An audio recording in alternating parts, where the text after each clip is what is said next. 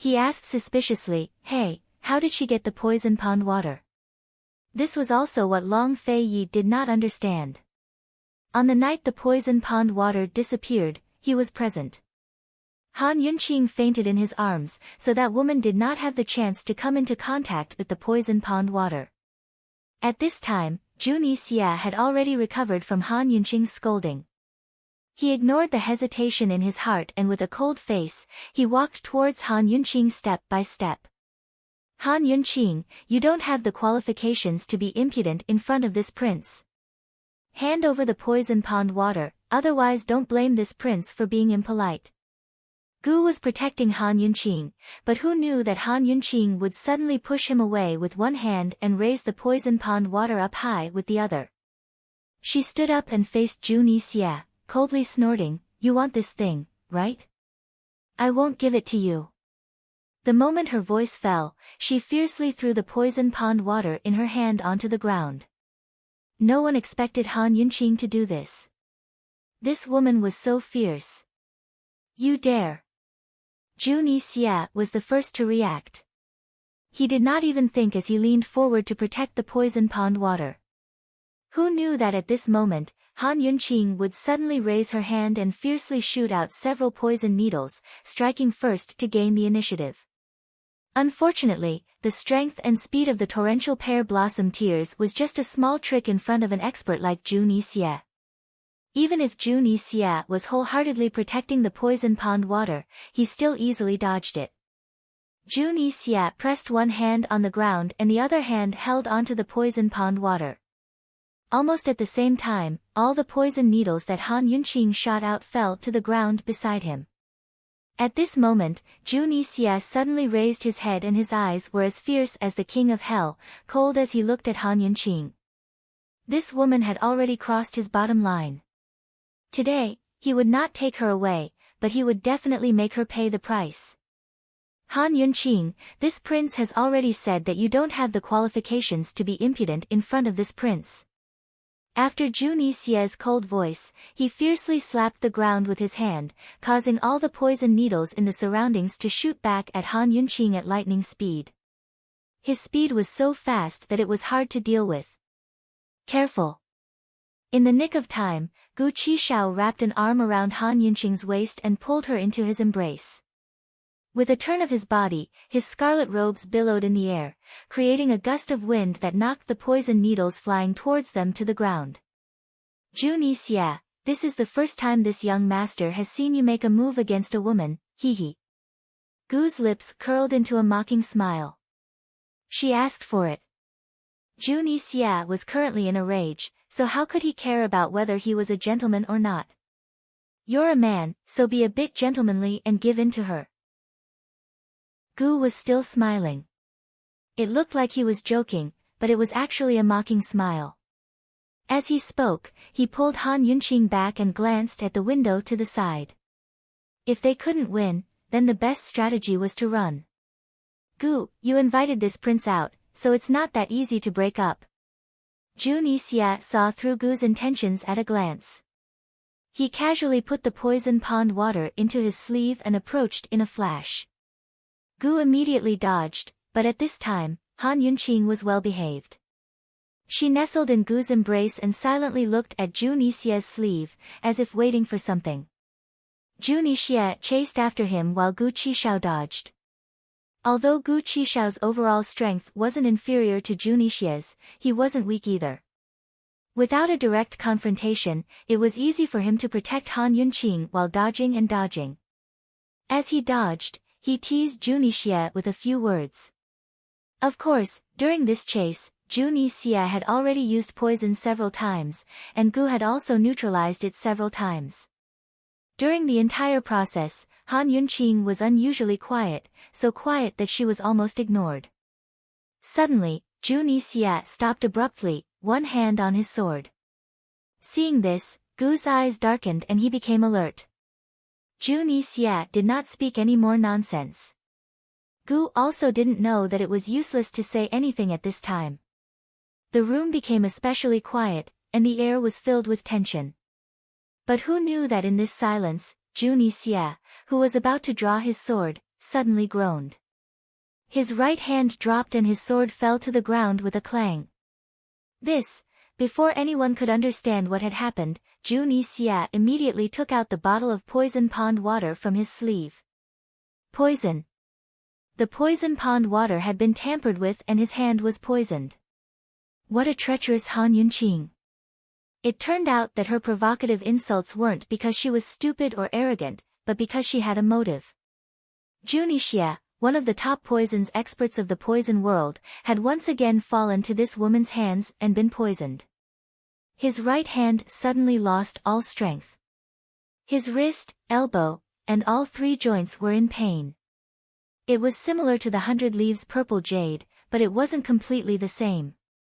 Damn it, he couldn't determine what kind of poison it was and whether the poison would spread to other parts of his body. Han Yunqi, you're despicable. Jun Xia clenched the bottle of poison pond water and was about to throw it at Han Yunqing. But who knew that before it left his hand, the porcelain bottle suddenly exploded with a bang, spraying out a poisonous mist. This was Han Yunqing's real motive. Who would have thought that she still had this trick up her sleeve? Jun Xia didn't even have time to throw the porcelain bottle away and the poisonous mist sprayed onto his face. Damn it, it was another poison that he couldn't identify immediately. Jun Xia could only dodge and disperse the poisonous mist. Jun Xia, this princess consort dared to come see you, not because she believes in you, but because she believes in herself. This time, this princess consort will kidnap you. The current Han Yunqing was the same as before, confident and calm. However, there was an additional charm that no one could ignore, as if she was the focus of the entire world. Gu, what are you in a daze for? Why aren't you making a move? She said in a low voice. Before Gu could move, Jun Xia blew a whistle and 20 over black-robed poison men suddenly flew in from the surrounding windows, surrounding him tightly. Following that, another 20 over black-robed poison men rushed in and attacked Gu together. In the midst of the chaos, Jun Xia was the first to jump out of the window. No one noticed that just as Jun Xia was about to jump out of the window, a white figure appeared out of thin air and a pair of blossom rain needles viciously pierced into Jun Xia's shoulder. Following that, a kick came, kicking him down from high up in the air. Fuck. Who is he guarding against? He brought so many people here. Gu cursed. How would he be able to chase after them? He thought that it would be better for him to escape as soon as possible. Although he could deal with this batch of black-robed poison men, but with Han Yunqing protecting him, he didn't dare to take the risk. Han Yunqing had not expected that there would be so many black-robed poison men lying in ambush around them. This time, she was afraid that she wouldn't be able to capture Jun Xia. However, just as she was about to give up, she suddenly felt a strong gust of wind blowing by her side. Before she could figure out what was going on, she was pulled out from Gu's embrace and she crashed into another chest. Kill everyone here without mercy.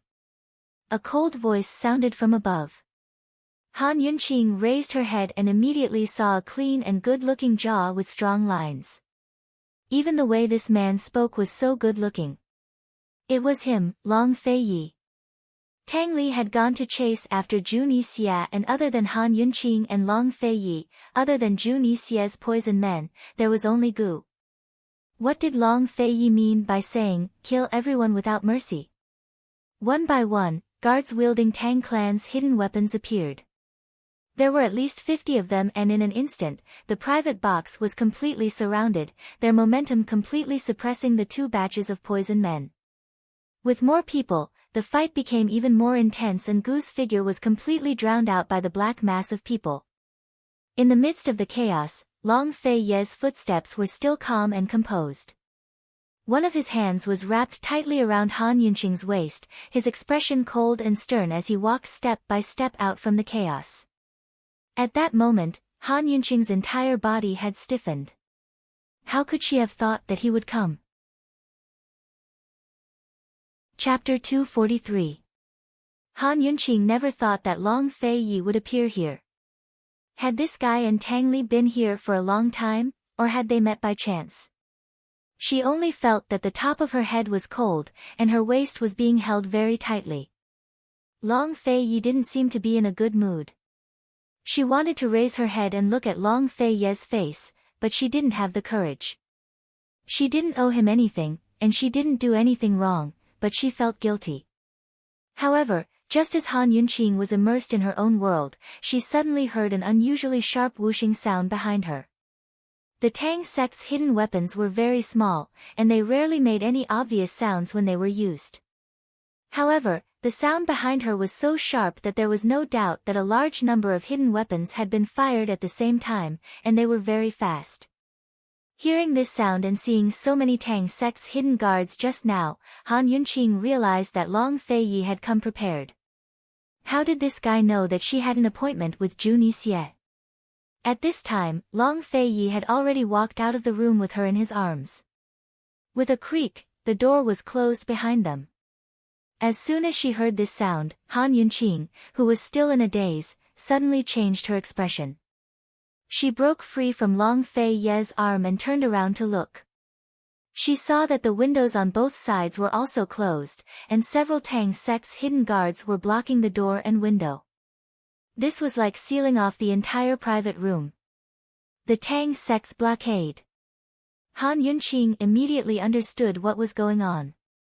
This was a very terrifying formation of the Tang sect's hidden weapons attack. This was a completely sealed attack. Once it was sealed, unless someone was released from the outside, no one inside could come out. This was because the hidden guards inside were already prepared to sacrifice themselves, and their bodies were the final hidden weapons. Everyone would die, including those hidden guards. Therefore, the Tang sect's blockade was also known as the human hidden weapons. Gu is still in the room. Han Yunqing was so anxious that her face turned pale. She shouted at Long Fei Yi loudly. Long Fei Ye's gloomy face darkened even more. He asked coldly, "So? Open the door." Han Yunqing was so anxious that she was in a mess. She wanted to open the door, but the Tang clan guards didn't budge at all. "Open the door, our men are still inside." Han Yunqing was really anxious. Although she often disliked Gu, she had long regarded him as a friend in her heart. The secret guards of the Tang sect only obeyed the orders of Tang Li and Long Fei Yi. In the face of Han Yunqing's shouts, they remained indifferent.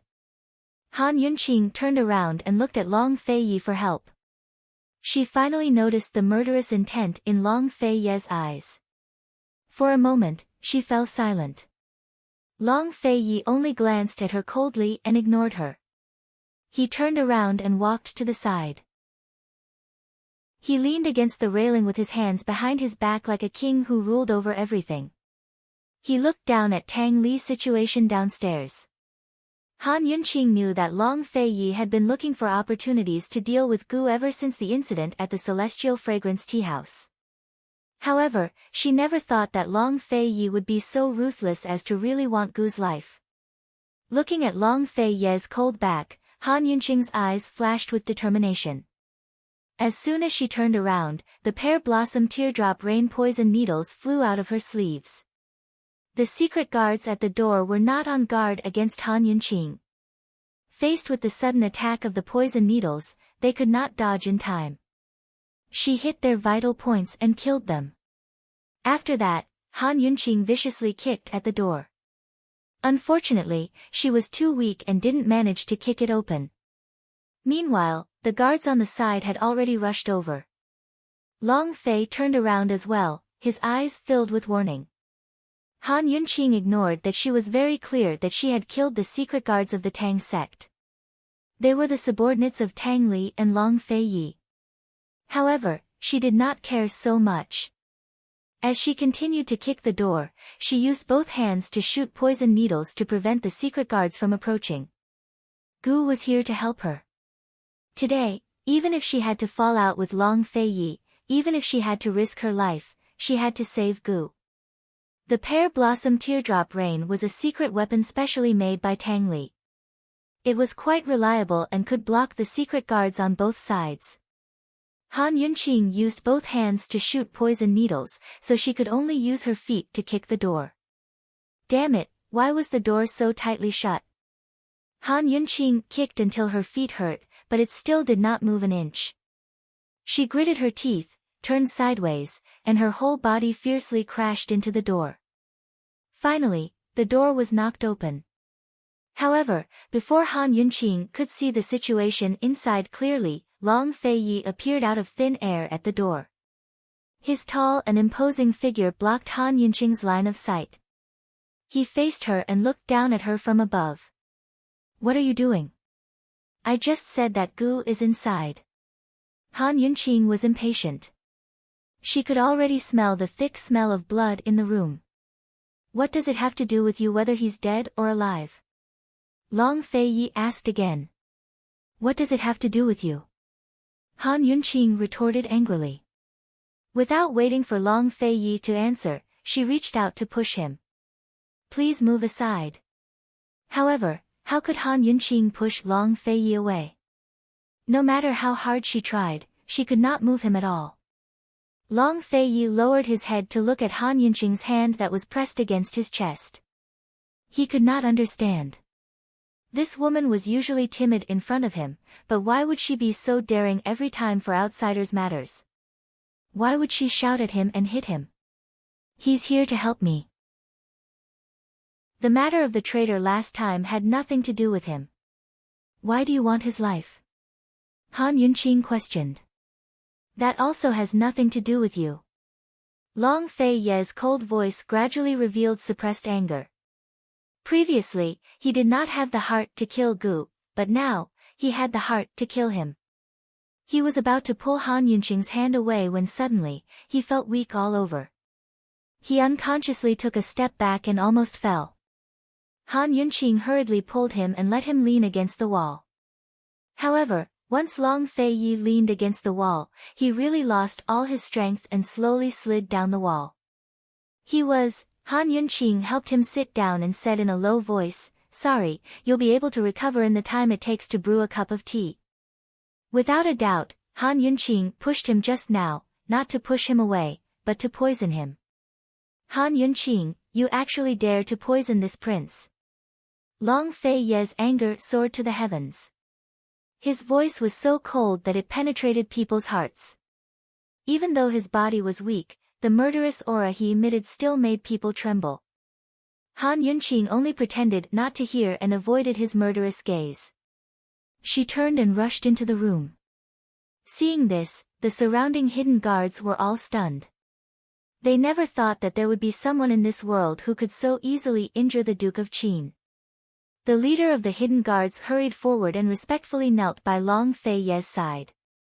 He asked in a low voice, Your Highness Duke of Qin, this door, should it be closed again, or should it be left open? If it wasn't closed, the Tang clan seal array would be broken. If it was closed, Qin Wangfei would undoubtedly die inside. The hidden guard did not dare to ask, but Long Feiyi naturally understood what the hidden guard meant. He weakly leaned against the wall and glanced into the room from the corner of his eyes. He did not answer the hidden guard for a long time. The hidden guard lowered his head and bent his waist, trying to figure out if His Highness Duke of Qin did not hear him or if he did not want to answer. Or perhaps, he was considering whether to close the door or not. The hidden guard waited for a while, but Long Feiyi still ignored him. If this continued, the person inside would come out soon. Thus, the hidden guard gathered his courage and asked again, Your Highness Duke of Qin, this door. Finally, Long Feiyi looked at the hidden guard. The hidden guard was overjoyed and waited for his answer. Who knew that Qin Wangfei would look at him with a cold gaze and still not answer? The hidden guard's scalp went numb from Qin Wangfei's gaze. When he heard the sounds of fighting coming closer and closer to the door, he had no choice but to stand up and close the door. No matter what, he had to close the door first. The fighting inside would not end so quickly, and the hidden weapons of the Tang clan's hidden guards would not come out so quickly. Unexpectedly, just as the hidden guard was about to close the door, Long Feiyi immediately shouted, Scram! The hidden guard was so frightened that his hands trembled. He hurriedly pushed the door open, looking extremely innocent. The door opened just like that. Long Fei Yi sat paralyzed in the doorway, watching. The time it took to brew a cup of tea was almost up. Although the sounds of fighting were close by, there was still no sign of Han Yunqing or Gu Qishao. Even Gu Qishao couldn't come out, much less Jun Yixie's poison humans. The cold aura around Long Fei Ye's body grew thicker and thicker, and his cold eyes slowly narrowed. Han Yunqing, you damned woman. Are you coming out or not? You have the ability to barge in, but you don't have the ability to come out? Or perhaps you're using your own life to force your lordship to release Gu Qishao. Time trickled by. Finally, Long Fei looked towards the leader of the guards, who gave a start and didn't dare to move a muscle. However, just as Long Fei Yi was about to speak, a red shadow flashed past. Gu flew out with Han Yunqing in his arms. Gu's shoulder had been hit by a dart and was bleeding profusely. Han Yunqing, on the other hand, was safe and sound. They had just landed on the ground when several black shadows flew out after them. They were Jun Yixie's poison men. The Tang clan's hidden guards immediately chased after them. The Tang clan's sealing array had been broken. Han Yunqing had almost immediately struggled free of Gu's grip and rushed to Long Fei Ye's side. Even the Tang clan's hidden guards were not as fast as her. She knew very well just how potent the poison she had used was. Even if there was just a little bit of time left before Long Fei Yi would recover, at this moment, he still did not have the slightest bit of strength left in him. Right now, in such a chaotic situation, the completely weak Long Fei Yi was in the most danger. Han Yunqing protected Long Fei Yi with one hand, her other hand ready to release the pear blossom teardrop rain. Very quickly, the surrounding hidden guards had also surrounded Long Fei Yi in a circle while the other hidden guards continued to fight with the black-robed poison men. The entire scene was in a state of chaos. Gu pressed on the wound on his shoulder with one hand, his face as pale as a sheet. He stood outside the chaos and looked at Han Yunqing from afar, his lips holding a rare trace of helplessness. Just a moment ago, this woman had disregarded everything and rushed in to look for him.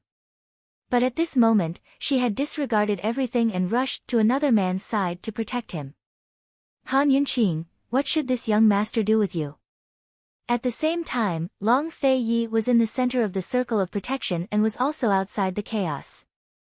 His cold gaze pierced through the chaotic killing, directly towards Gu.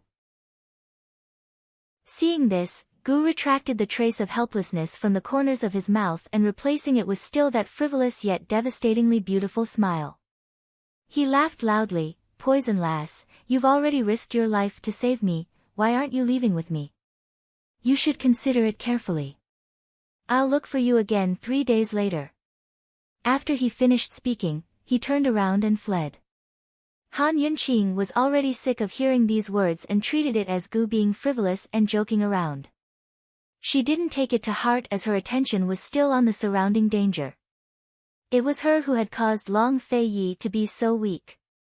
If by any chance something happened to Long Fei Yi, she wouldn't be able to atone for her crime even if she died. Who knew that Long Fei Yi would instead ask cold, "Qin Wangfei, are you two intending to elope?" Han Yunqing instantly quivered as she realized that she was Long Fei Ye's official consort and Gu had just taken liberties with her in front of Long Fei Yi. Chapter 244. Elope? How could that be possible? Gu, that damned bastard. So be it if he escaped, but he actually framed her like this. Han Yunqing, who had been extremely daring just a moment ago, wilted at this moment. She smiled and said, "Your Highness misunderstands. Gu was just joking." Joking? Can you get physical with a joke? Long Fei Yi questioned coldly. Get physical with a joke? Han Yunqing pondered for a long time, but she just couldn't figure out where Long Fei Yi had come up with such a phrase. Your Highness, is there some misunderstanding? Joking? Can you feed him pastries if you're joking? Long Fei asked again. This time, Han Yunqing finally understood and exclaimed, "You've been following us all this time." No wonder he came in such a timely manner and was so well prepared. It turned out that he had been hiding in the shadows all this time. He knew everything. Answer this prince's question. Long Fei's anger soared to the heavens. Even though there was killing all around him, he didn't take it to heart. Why are you following us? Han Yunqing didn't answer but asked instead. She was also angry. Han Yunqing, you actually dared to poison this prince for Gu. You're so capable. Long Fei sneered. The trace of contempt in his eyes was especially irritating to Han Yunqing. She hurriedly explained, there's really nothing going on between me and Gu. I was just asking him for help.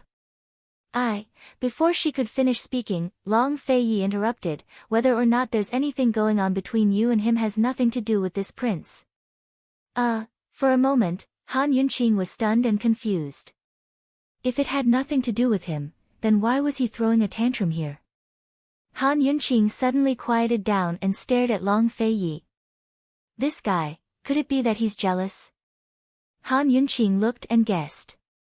Suddenly, she wasn't so angry anymore. After hesitating for a moment, she said, Long Fei, what do you mind? Unexpectedly, Long Fei also spoke at the same time, Han Yunqing, since you're Qin Wang Fei now, I'll have to trouble you to behave properly. Otherwise, you'll bear the consequences. The two spoke at the same time. After speaking, they both fell into silence. The two of them did not speak again. Their eyes met, and they allowed the killing to rage around them. Hidden weapons flew around them, and they formed a quiet world of their own. But very soon, Han Yunqing broke the silence. She thought that she was overthinking things. Of course Long Fei minded. He'd always treated her as a woman under his name, but that was all. His domineering attitude, his mind, his kiss, his words, I won't exchange it for anything, were all because she was under his name. Just like the things under his name, she was his. He could do whatever he wanted and absolutely wouldn't allow anyone else to possess her. That was all. Your Highness, you've misunderstood. There's nothing between me and Gu. I just happened to run into him when I was in trouble, so I asked him for help. Your Highness should also know that without the antidote, the Crown Prince will die and it will be difficult for this concubine to survive. Han Yunqing explained frankly. In fact, she had ample reasons to look for Gu. Luo Zuishan needed Gu to deal with, didn't he? However, she wouldn't say it.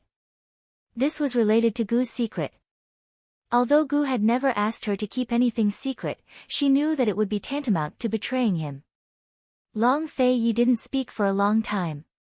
Instead, it was Han Yunqing who said something shocking, if your highness feels that this concubine is incompetent as a Wang Fei in name, you can divorce this concubine. She really couldn't bear to be called a woman who didn't abide by her virtue. Back then, the Empress Dowager had decreed their marriage, so he could divorce her. But if Long Fei wanted to divorce her now, the Empress Dowager and Emperor Tianhui would definitely approve of it.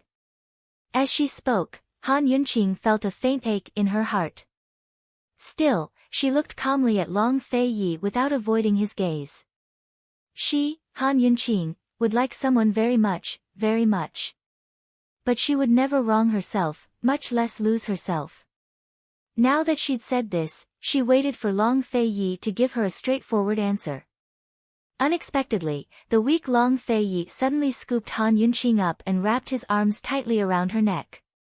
He lowered his head and sealed her mouth with a fierce kiss. MMH, Han Yunqing didn't expect this at all.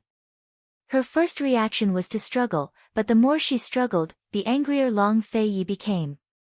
He used more force and deepened the kiss. Just like at the Duke of Qin's estate, he'd done the same. But this time, it was even more sudden and fierce. Han Yunqing couldn't even bear it, much less struggle. This ruthless man was simply robbing her. In the end, she was almost out of breath before he finally released her. But he didn't release her completely, instead pressing his lips against hers and panting with her. Han Yunqing, since you walked into my door of your own accord, even if you die in this lifetime, you can only die at the Duke of Qin's estate. There's no need to say such laughable things as divorcing your wife in the future. This man was simply a devil when he spoke such heartless words with such a heart-stirring and coarse gasp. When he finished, he finally let go of Han Yunqing completely, allowing Han Yunqing to fall to the ground and collapse against the wall. Her entire body was in a daze. Her delicate lips were swollen and her face was pale. At this moment, the fighting in the surroundings had already stopped. The black-robed poison men had suffered heavy casualties and many of them had escaped. Tang Li stood far away as he looked at Long Fei Yi and Han Yunqing in shock. It was only when Long Fei Yi walked in front of him that he regained his senses and softly exclaimed, just now his eyes weren't playing tricks on him, right? This fellow had just kissed Han Yunqing in front of everyone. This cold and unfeeling fellow actually knew how to kiss a woman. And for such a long time. Could it be that he was really serious? Receiving a kiss from the Duke of Qin, what kind of feeling was that? Damn it! Tang Li realized that as a man, it wasn't appropriate for him to consider this question. Where's Jun Yixie? Long Fei Yi asked. He and Tang Li had brought the Tang clan sealing formation with them mainly to capture Jun Yixie. Of course, using it on Gu wasn't out of the plan either. Jun Yixie had been poisoned by Han Yunqing and the pear blossom rain needles, so Tang Li should be able to handle it. Tang Li finally regained his senses and hastily replied, he was saved by a white-robed woman. That woman's sword skills are very impressive. It's very similar to Tianshan Kenzo's style. Tianshan Kenzo was as famous as Shu Mountain's Tang clan. Long Fei Yi's sword skills had been trained by Tianshan Kenzo. Tang Li's words were clearly hinting at something, but Long Fei Yi didn't say anything. He only instructed in a low voice, get ready, get ready. We'll enter the poison sect tonight. Strike first and gain the upper hand. What? Tang Li exclaimed. Strike first and gain the upper hand? So Long Fei Yi meant that they weren't going to scout tonight, but to steal the poison beast? What's wrong with this guy? Did he need to be in such a rush? The Mu clan hadn't delivered the medicine yet, so the poison beast was still unconscious. It was very dangerous to go in rashly. Long Fei Yi didn't even look back as he walked away.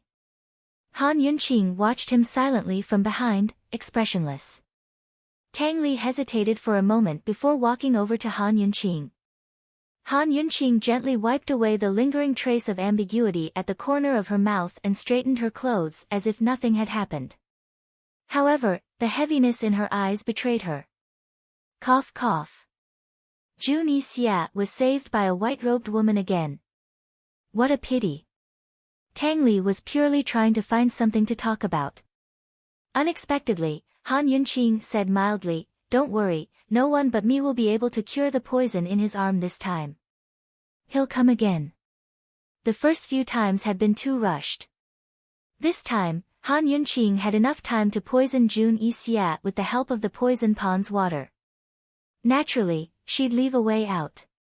Tang Li was surprised. You're not stupid after all. Han Yunqing rolled her eyes at him but didn't say anything. She seemed to be full of thoughts and tired as she silently turned to leave. Tang Li was conflicted. Should he tell Han Yunqing about the poison beast or not? Although this woman's martial arts weren't good, her poison skills were top-notch. If Long Fei Yi really wanted to go on an adventure and bring this woman along, it would be like having an extra protective talisman. But why didn't Long Fei Yi tell her just now? Could it be that he didn't plan on letting her go? Tang Li found that he couldn't see through these two people anymore. He was conflicted for a while, but still didn't dare to tell Han Yunqing. He only silently watched Han Yunqing leave. After Han Yunqing walked far away, the hidden guard commander came forward and respectfully reported, Young Master, Qin Wangfei used a hidden weapon to kill 2 of our hidden guards. That hidden weapon wasn't from our Tang sect, but it was very powerful. Upon hearing this, Tang Li wanted to bang his head against the wall. After a while, he calmed down and said in a low voice, "Don't spread this news, especially to my father, understand?" The hidden guard didn't understand, but he immediately nodded his head.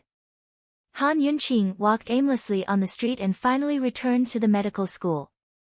Luo Zuishan had been waiting in her courtyard for half a day. "Where's Gu?" Han Yunqing was very downcast, her voice muffled. Luo Zuishan had clearly been warned by Gu.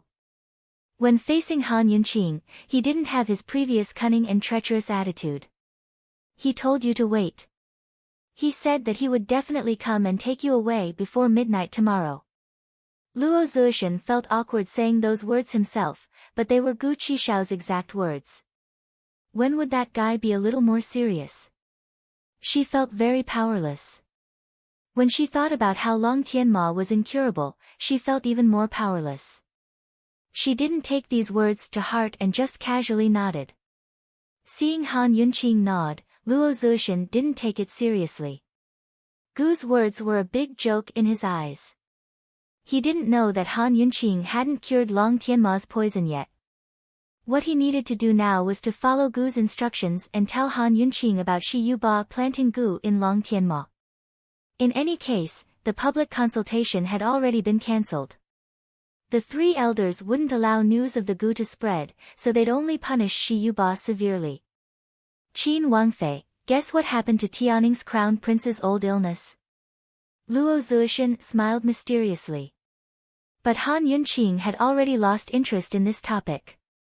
Right now, she was more concerned about Long Tianma's life and death. Tomorrow night was the deadline for the agreed-upon time. There was no hope of curing Long Tianma's poison by then. Based on the detox system's calculations from yesterday, Long Tianma only had 10 days left without an antidote. No matter how hard she tried to delay the bone poison's outbreak, Long Tianma would still die in 8 days. Leaving the mysterious Luo Zuishan to dry on one side, Han Yunqing suddenly rose to leave. She had to find Gu Beiyue, who shared her fate. Chapter 245. In the dead of night, the bright moon hung high in the sky. All of Medical City seemed to be draped in a veil of moonlight as everything fell into a deep sleep. Medical City was shaped like the 8 trigrams. The Medical Academy was at the center of Medical City, backed by the tallest mountain in Medical City, called Lotus Mountain. This mountain had 5 peaks that looked like a lotus flower about to bloom. Each peak was abnormally steep, with only one path leading up and down. It was carved into the cliff like a staircase to the heavens, and the stone steps were extremely narrow. Only one person could pass at a time. In the era when the medical sect and poison sect coexisted, the Medical Academy belonged to the medical sect before and the poison sect behind. This Lotus Mountain belonged to the poison sect. Now, the entire Medical Academy belonged to the medical sect. Lotus Mountain was the only place that no one dared to enter.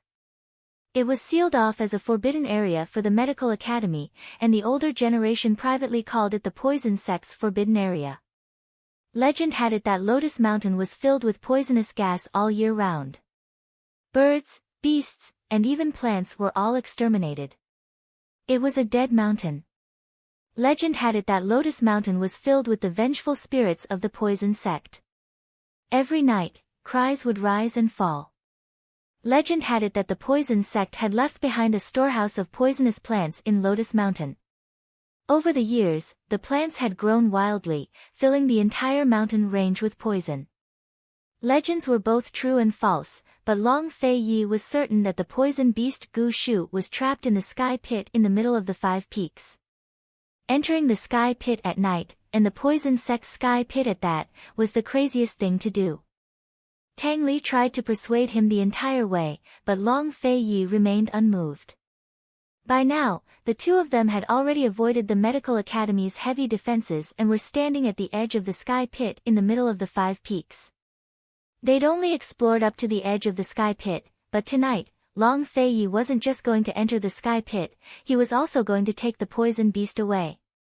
At this point, Tang Li finally turned serious. Long Fei Yi, does it have to be tonight? Their original plan was to wait a few days and follow the medical academy's people inside. They'd wait until the poison beast was drugged and unconscious before making their move. Long Fei Yi nodded. He took out a pair of silver gloves from his sleeve and tossed one to Tang Li. Tang Li caught it and looked at it. He was dumbfounded.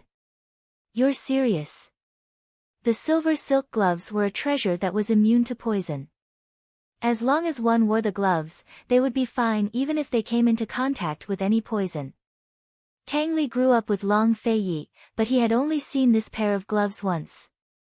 Long Fei Yi's birth mother had left him two things. One was the silver thread glove, and the other was the perplexing butterfly illusion kept by Han Yunqing. Unless it was a matter of life and death, Long Fei Yi would never take out the gloves so easily.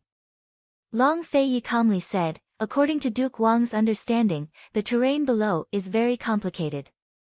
It's like a maze with hundreds of hidden traps. Don't be careless. Tang Li shook his head. Long Fei Yi, it's not too late to find Han Yunqing now. You're wasting God's gift by not using a woman like that. Long Fei Yi didn't answer. He put on the silver thread glove and said indifferently, she doesn't know martial arts. She's a burden. Tang Li glanced at the heaven pit and sighed helplessly. It's quite dangerous to come here without knowing martial arts. Let's go. Long Fei Yi didn't continue the topic. He jumped down, and his black figure quickly disappeared into the night like a ghost. Tang Li immediately gathered his thoughts and followed. Although his body was whiter than snow, it was quickly swallowed up by the darkness of the heaven pit. Not long after Long Fei Yi and Tang Li entered the heaven pit, two figures flew out from the surrounding forest, accompanied by crisp laughter. The newcomers were a man and a woman. They were none other than Gu and Mu Linger, the genius pharmacist of Medicine City's Mu clan. It was impossible to see the injury on Gu's shoulder. His red robes were as luxurious as ever, and he was as enchanting as a spider lily blooming in the night. Mu Linger's smile was especially mischievous. Her iconic pair of large eyes seemed to gather the spirit of water from all over the world, making her unforgettable. This time, Medicine City and Medical City had joined forces to seal the poison beast. The medicine provided by the Mu clan was the main force, and the Wang and Xia clans were the support. Mu Linger was not only responsible for delivering the medicine to the head of the medical academy, but also assisting the doctors in administering the medicine to the poison beast.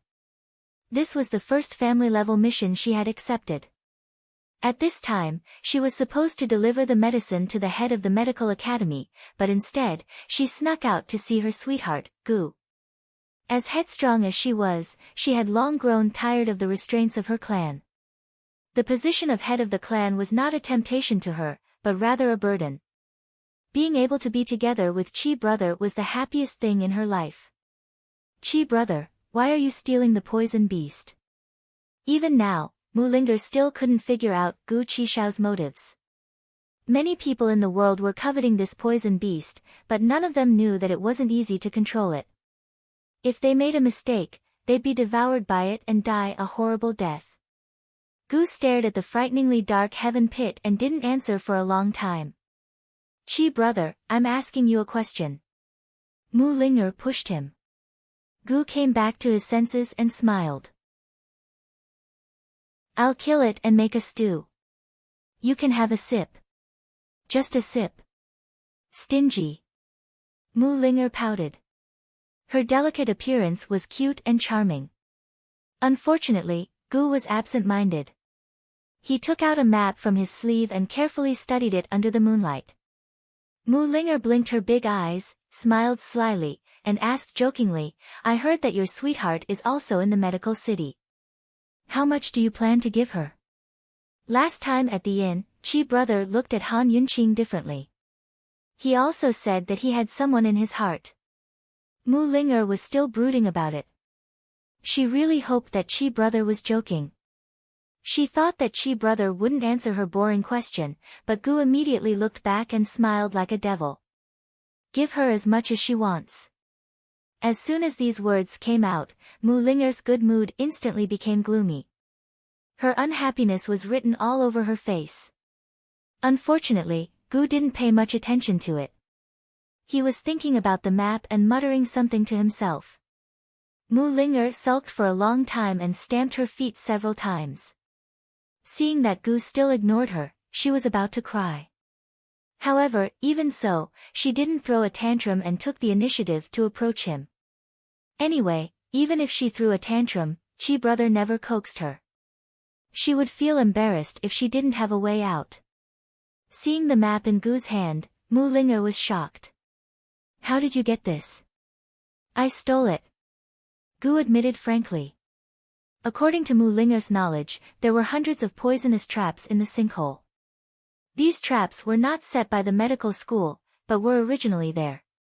If someone accidentally touched them, they wouldn't even know how they died. However, the dean of the medical school had a map of the sinkhole. According to the map, they could smoothly reach the secret room at the bottom. Are you serious? How did you steal it? Mu Linger leaned closer. However, she had never seen the map before and couldn't tell whether it was real or fake. Is there anything in the world that Chi brother can't do? Gu asked cheerfully. No. Mu Linger also smiled. In fact, she didn't know much about Chi brother. However, in her opinion, there wasn't so much to know about a person. It was fine as long as they were happy together. Gu seemed to be in a good mood. He stretched out his hand and put it around Mu Linger's shoulder. Let's go. I'll give you a mouthful of soup when we catch the poisonous beast. Judging from Gu Qixiao's expression, they looked like brother and sister with their arms around each other's shoulders. Mu Linger felt as sweet as if she'd eaten honey. She thought, if Chi Gij was willing to take me to wander the Jianghu freely and unfettered, even if I had to abandon the Mu clan and change my name, I'd be willing. Soon, Gu and Mu Linger's figures also disappeared into the darkness of the sinkhole. The seemingly peaceful sinkhole had already been filled with crises. At this time, the medical school was also in a state of chaos. Han Yunqing looked for Gu Beiyue for the whole afternoon but couldn't find him. Someone said that they saw him go out, but no one knew where he went. In the evening, Han Yunqing looked for him again, but still couldn't find him.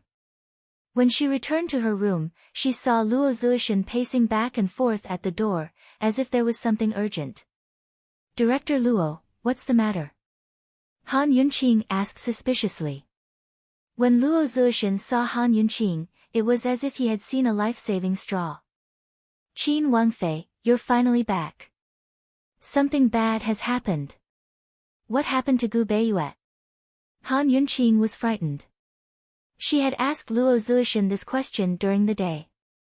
Something happened to Qi, something big happened. Luo Zuishan was so anxious that his face was deathly pale. Qi, Gu. Han Yunqing was even more puzzled. Alas. You. Luo Zuishan was anxious, but he didn't know what to say. The dean's map of the sinkhole had been lost, and the medical school's higher-ups were holding an emergency meeting. Although the news hadn't spread, Luo Zuishan was still able to find out with his connections. Others didn't know how the map had been lost, but Luo Zuishan didn't need to think with his toes to know that Gu had stolen it. He was 100% sure that Gu was in the sinkhole right now. If Gu wasn't in Medical City, then someone else could have stolen it. But as long as he was in Medical City, it had to be him. There was no mistaking it. He knew that the brat wouldn't come back for anything good, but he didn't expect him to come for the poison beast. Seeing Luo Zuishan's incoherent speech, Han Yunqing grew anxious. What happened? Gu stole the dean's map and went to the poison sect's sinkhole to steal the poison beast. Luo Zuishan could only speak frankly. Before he met Han Yunqi, no one in the world could persuade Gu.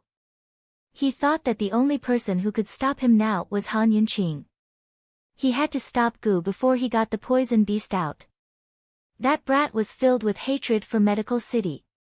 It was fine if he didn't come back, but once he did, who knew what earth-shattering things he would do? Besides, even if he had the map, it was still very dangerous to steal the poison beast. Without the 3 great clans of Medicine City working together, even the dean and the others would have a hard time subduing the poison beast. That brat was practically throwing his life away. Sinkhole, poison beast. Han Yunqing was clueless about this. But after Luo Zuishan's concise explanation, Han Yunqing instantly understood what Gu's joke meant. He told her to wait for him until tomorrow night. Tomorrow night was the deadline for her bet with Third Elder. He knew that she hadn't cured Long Tianma's bone poison, so he went to steal the poison beast. Its blood could cure 100 poisons. That damned guy, why didn't he bring me along? Although Han Yunqing cursed him, her heart felt warm. How could she not know how well Gu Qishao treated her? How could she not remember it in her heart? Let's go, take me to the sinkhole. Han Yunqing made a prompt decision. Hurry, hurry, we might be able to stop him. Luo Zuishan clung to his last hope.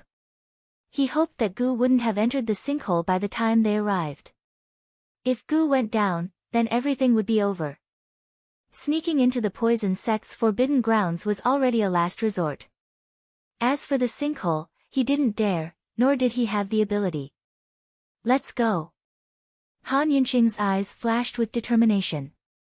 The poison beast's blood was Long Tianma's only hope, as well as her and Gu Beiyue's last hope. She was determined to get it. Chapter 246. Thanks to his good relationship with Gu, Luo Zuishan was quite familiar with the poison sect's forbidden grounds. He led Han Yunqing along a small path as they hurried towards the sky pit. They ran into a few guards along the way, but fortunately, they made it through safely. By the time they reached the sky pit, it was almost dawn. In the meager light of dawn, the sky pit looked like a giant volcanic crater. It was filled with lush green vines. It didn't look like much from a distance, but Han Yunqing couldn't help but suck in a cold breath when she poked her head over the edge.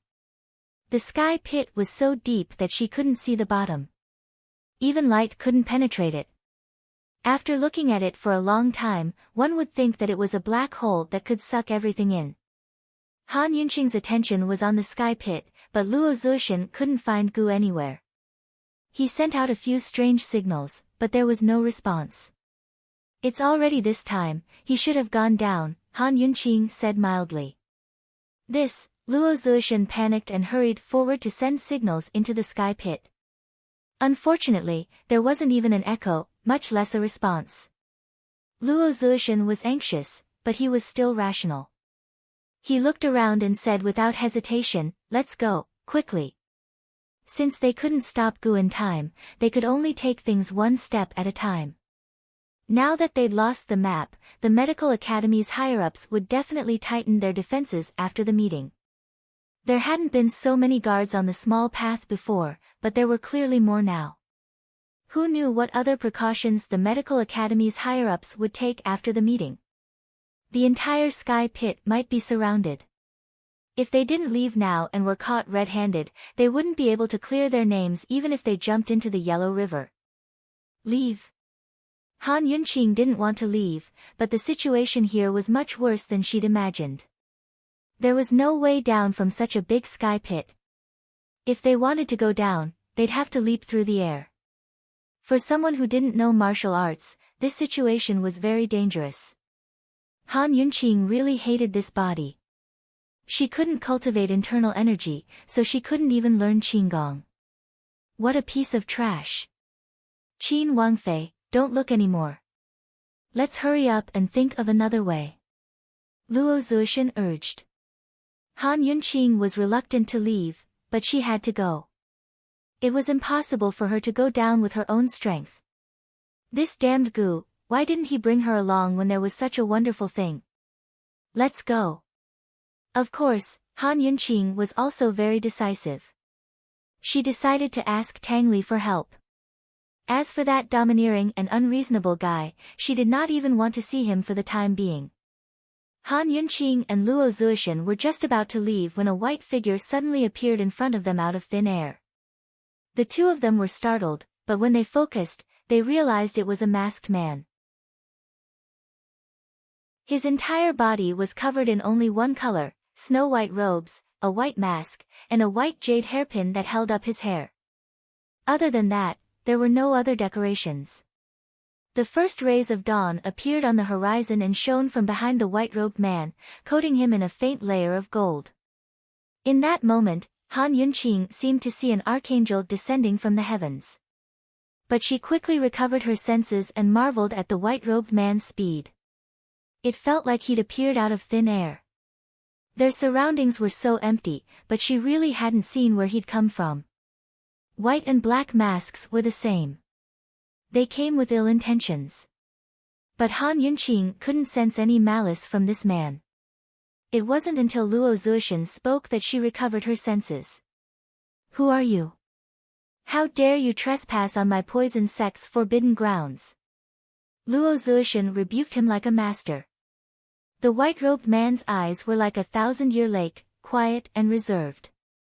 He ignored Luo Zuishan, but bowed to Han Yunqing. "Miss Yunqi, I've offended you." "Miss Yunqi?" Han Yunqing almost didn't realize he was addressing her. She'd been married as soon as she transmigrated, so she'd long had nothing to do with the word miss. Gu often called her lass, which made her feel awkward. Now here came someone who called her miss. Since this white-robed man knew her name, he had to have some understanding of her. Why did he call her that? But Han Yunqing had no time to consider this question, because the white-robed man had appeared behind Han Yunqing as soon as he finished speaking. He grabbed her by the shoulders. 1 second, he was clearly in front of her, but the next, he was behind her. How powerful did his lightness skills have to be to achieve this kind of speed? "What do you want to do?" Han Yunqing didn't even have time to use her poison needles before the man's feet tapped the ground. In a flash, he'd retreated with Han Yunqing to the air above the sky pit. This was great. Han Yunqing was about to make her move, but had no choice but to withdraw the needle she'd hidden on her finger. Right now, the two of them were high above the sky pit. If anything happened to this white-robed man and he accidentally let go, she'd definitely fall to her death. Since she couldn't break free, Han Yunqing was too lazy to waste any more energy. She calmly asked, "Are you going to take me down there?" Since this man knew her and had kidnapped her here, he had to have a favor to ask of her. He was aiming for her poison skills. "I'll have to trouble Miss Yunqi to open a path for this one. If I've offended you in any way, I hope you can forgive me." The white-robed man was still very polite. "How can I forgive you? You'll give me half of the poison beast you catch?" Han Yunqing smiled. But the white-robed man didn't even think, but simply replied, "All right. Then how can I trust you?" Han Yunqing asked again. This time, the white-robed man's answer exceeded Han Yunqing's expectations. He smiled as well. "Even if Miss Yunqi doesn't believe me, you have to believe me." So speaking, he tightened his grip on Han Yunqing's shoulder and moved as fast as lightning. His figure flashed by like a shadow as he disappeared into the darkness of the sky pit. "Qin Wangfei." Luo Zuishan cried out anxiously. He wanted to take another look, but he couldn't. It was over. If Gu found out that he'd brought Han Yunqing here to be kidnapped, Gu would probably beat his old bones to death. Luo Zuishan was so anxious that he didn't know what to do. Without a choice, he could only return to the medical academy first. As Luo Zuishan predicted, it wasn't long before the entire sky pit was surrounded by guards. Both to prevent trespassers and those who'd already entered from leaving. The people who'd entered the sky pit were already scattered throughout the maze-like underground caverns filled with hundreds of poison traps. Right now, they had no time to worry about the situation above the sky pit. Han Yunqing was brought all the way to the caverns by the white-robed man. As soon as they touched down, Han Yunqing viciously stomped at the man's foot. She felt that her speed was already very fast, but who knew that the white-robed man was even faster than her? He actually dodged her foot. Hee hee, Han Yunqing turned to look with a fake smile. The white-robed man looked at her, but didn't get angry. Miss Yunqi, let's go. Han Yunqing nodded. She pretended to be careless as she reached out to brush back her scattered hair. It was this movement that sent a poison needle flying towards the white-robed man's face. But the white-robed man actually caught the needle with his hand. Although they were very close, his movements were so fast that Han Yunqing didn't even see the process, only the result. Despite being ambushed a second time, the white-robed man didn't get angry. He even gave the needle back to Han Yunqing. Back to you. Han Yunqing curled her lips. She didn't even spare it a glance. This was simply an insult to her assassination weapon. Just how much did this white-robed man understand about her? Why did he seem to know her every move so well?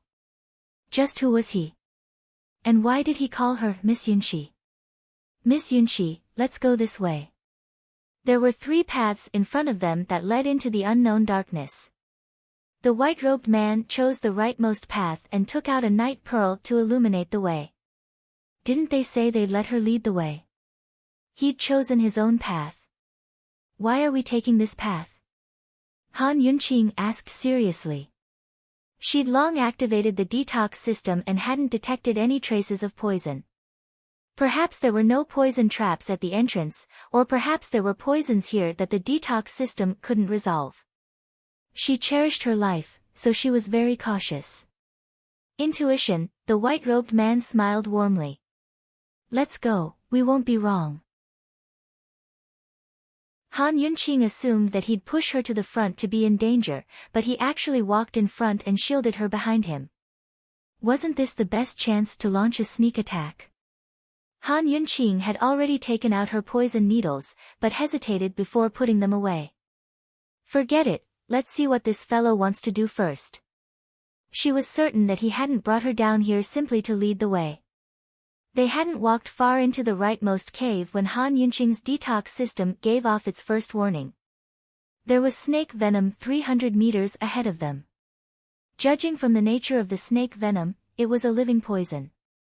In other words, there were poisonous snakes 300 meters ahead of them, and there were quite a few of them. Han Yunqing was about to warn the white-robed man when he suddenly stopped and groped around on the wall. It wasn't clear what secret button he'd touched, but a stone door suddenly opened up in the wall beside them. Behind the door was another pitch-black path with no end in sight. Hey, you know the way. Han Yunqing exclaimed, her tone filled with anger. The white-robed man was as gentle as ever. Even through the veil, she could feel his faint smile as he said, Miss Yunqi, you can choose to walk on your own or follow me. Just why did you bring me down here? You're lying to me. Han Yunqing demanded. Didn't he say he wanted her to lead the way? Wasn't he aiming for her poison skills?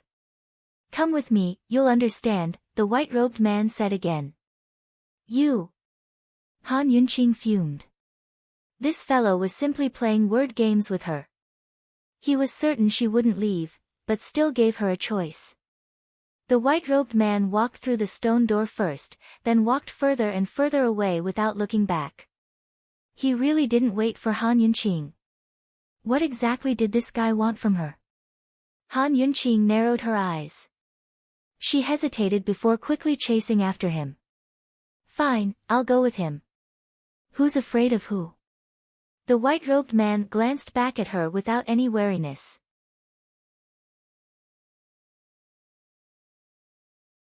Chapter 247. Han Yunqing followed behind the white-robed man. Along the way, her detox system detected quite a few poisons, but the white-robed man avoided them in advance, turning here and there as he opened countless hidden doors. She was certain that this white-robed man knew the way. Who the hell is this guy? Was he someone from the medical academy? Or was he a remnant of the poison sect? There were rumors that there were still remnants of the poison sect in Medical City. What was his motive for bringing her down to the sky pit? Han Yunqing's side was going smoothly, but Gu's side wasn't going so well at all since he had the map. They had been careless because they thought they had the map. If not for Gu's superb poison skills and Mu Ling's many drugs that could subdue the poisonous insects, they would have lost their lives long ago. They had just escaped from the densely packed cave of king cobras. Gu's right arm had been bitten to the point that it was covered in cuts and bruises. His originally bright red robes were soaked in blood, looking gory and terrifying. Mu Ling wasn't much better off. Her back had been bitten several times, and her entire back was soaked in blood. It was impossible to tell the original color of her robes. Her martial arts were too weak, so she couldn't protect herself.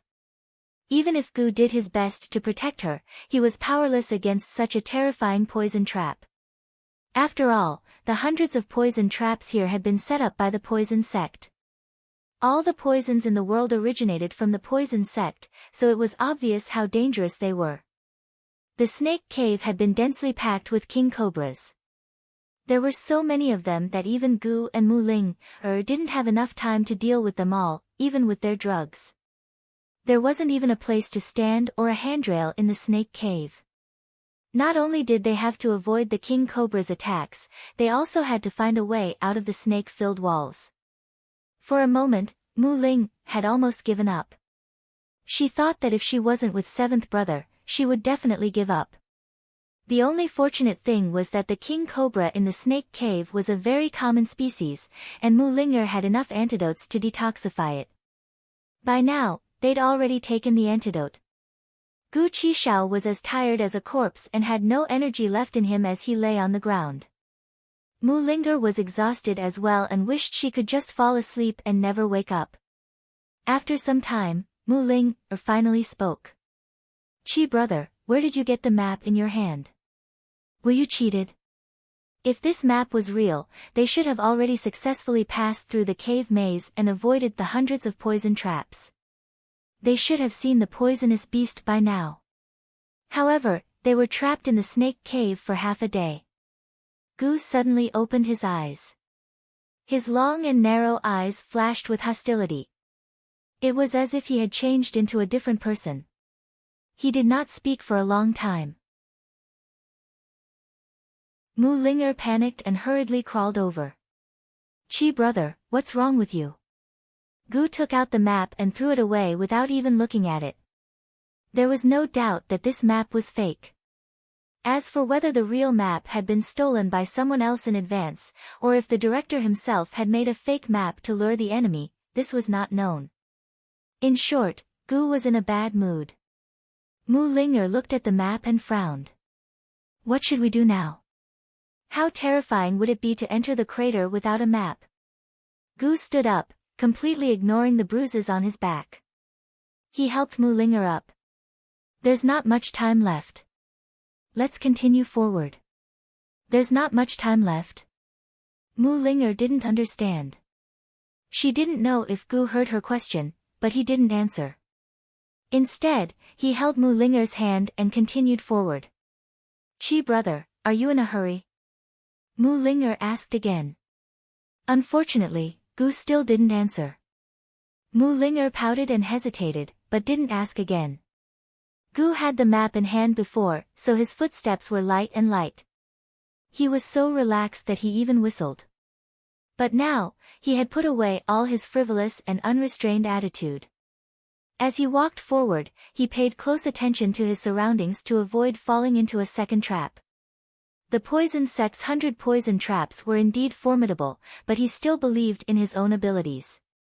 Just as Gu and Mu Linger were about to leave the King Cobra cave, they heard footsteps nearby. Although the footsteps were light, they couldn't escape Gu's ears. "Someone's here." Gu Qishao lowered his voice and narrowed his eyes. Mu Linger grew alarmed and asked hastily, "Why would someone come so early?" In the past, anyone who wanted to take the poison beast would follow Medical City's people here and make their move after the beast fell unconscious. What's going on this year? Hearing the footsteps approaching, Gu and Mu Linger quickly hid in a small cave on the side. But soon enough, Gu heard a familiar voice. His narrowed eyes immediately shone with a sinister light. Long Fei, His low voice was filled with self-satisfaction. He never expected Long Fei Yi to come as well. This was great, his chance for revenge had come. Duke of Qin. Mu Ling'er was surprised. Her first thought was whether Han Yunqing had come as well. Seeing Long Fei Yi and Tang Li drawing closer, Gu lowered his voice even further. Ling'er, do you have any heat powder? What are you planning to do? Mu Ling'er was alarmed. Heat powder wasn't anything good. It was the equivalent of a stimulant. No matter if it was a human or an animal, they'd be instantly stimulated and have twice their usual energy. But once the effects wore off, the body would fall into a deep sleep for several days. Do you have it? Gu grew impatient. Mu Ling'er quickly took it out. It was an entire bottle. But as soon as Gu accepted it, he silently scattered the powder into the cracks by his feet. After all, the king cobra's den was right below this crack. They'd just stepped on a mechanism in front of them and fallen into the snake den. The cracks around them were left behind by the opening of the snake den. Heaven knows how ferocious Gu Qixiao's usage of the medicine was. As soon as the heat powder entered the den, the densely packed vipers all stood up on their feet, gasping for breath as they flicked out their scarlet tongues. They were filled with endless attack power. Fortunately, it was dark here. Otherwise, even people like Mu Ling'er and Gu who didn't have trypophobia would get goosebumps when they saw the scene below them. It was too terrifying. It was simply a world occupied by snakes. At this moment, Long Fei Yi had already stopped. The king cobra's movements were so big that if he couldn't detect it, Long Fei Yi wouldn't be Long Fei Yi. There's a mechanism, Tang Li said in a low voice. Snake? Long Fei Yi rubbed the silver wire glove on his right hand, looking cautious. Along the way, he and Tang Li had encountered more than 10 hidden weapons and mechanisms, but they were not injured. This was all thanks to Long Fei Ye's caution and the silver wire glove that Long Fei Ye's biological mother had left behind. The two of them stopped at the same time, quietly listening to the movement in front of them. At the same time, Gu, who was hiding not far away, sneered sinisterly. He suddenly shouted, "Poison girl, be careful." As soon as he said that, Long Fei Yi flew forward like lightning. Tang Li followed closely behind and shouted angrily, "Han Yunqing, where are you?" Unexpectedly, as soon as Long Fei reached the top of the den, Gu Qixiao suddenly kicked out with his foot and pressed down on Long Fei's stomach, forcing him to sink deeper into the ground. Tang Li was about to help, but Long Fei Yi said coldly, "You're looking for Han Yunqing."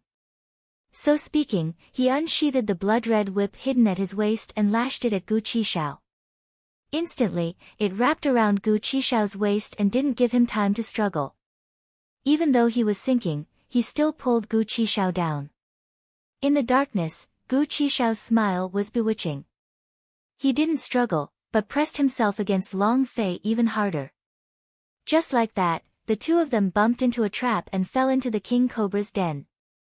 As soon as they fell, the entire entrance was suddenly occupied by the king cobras. From afar, it looked like a pot of boiling snakes. Mu Ling'er, who was stunned at the sight, came to her senses and burst into tears. "Qi brother, those snakes have eaten the heat powder. Our medicine can't subdue them. Just now, they used medicine to deal with the king cobras in the snake cave.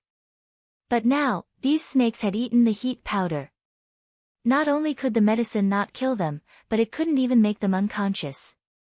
This cave full of poisonous snakes would probably go crazy." One could imagine how dangerous it was for the people who fell down. As soon as he saw Mu Ling'er, Tang Li was stunned at first, then he came to his senses. "Why are you here?" Mu Ling'er didn't know who Tang Li was. Tang Li, on the other hand, had been paying attention to Mu Ling'er, the genius pharmacist, for a long time. This time, he was looking forward to seeing her concoct medicine to subdue the poisonous beast. Mu Ling'er couldn't care less about Tang Li. She rushed out and jumped into the snake cave. Tang Li didn't know how dangerous the snake cave was, and he didn't know what the heat powder Mu Ling mentioned was. He couldn't find Han Yunqing around, so he hurriedly chased after her. In the snake cave, the entangled poisonous snakes had already gone crazy. Like man-eating ants, they swallowed all the people who fell down at lightning speed. Suddenly, a sword light flashed, brightening the entire dark snake cave. In a corner of the snake cave, a large group of poisonous snakes was split open, and blood splattered everywhere. Long Fei Yi broke free from this large group of poisonous snakes. Just as he was about to escape, Gu suddenly pressed a hand on his shoulder and stopped him. "Where's Han Yunqing?" Long Fei Yi asked coldly. This guy still cared about that woman at a time like this? A complicated look flashed past Gu's eyes, but it quickly disappeared and was replaced by a ruthless ice.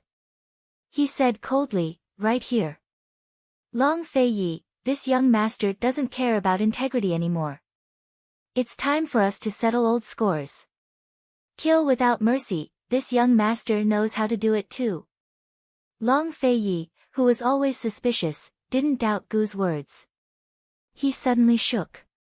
Not only did he shake off the poisonous snakes that pounced on him, he also shook off Gu at the same time. "Han Yunqing, where are you?" His voice was terrifyingly cold, but it revealed a rare anxiety. Gu was shaken far away. The poisonous snakes quickly pounced on him, but he ignored them.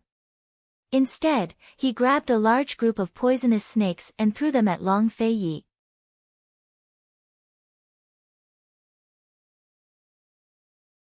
Chapter 248. Han Yunqing was here, but where was she? Why wasn't there any sound? If the person in front of him wasn't Gu, but someone else, Long Fei Yi might have been suspicious. Although there were many king cobras around, they were a very common species. This kind of poisonous snake shouldn't be a problem for Han Yunqing. She shouldn't be in danger. However, the person in front of him was Gu. This made Long Fei Yi anxious without thinking too much. Han Yunqing and Gu went to the crater to find the poisonous beast's blood. This was completely possible. Long Fei Yi's back shook.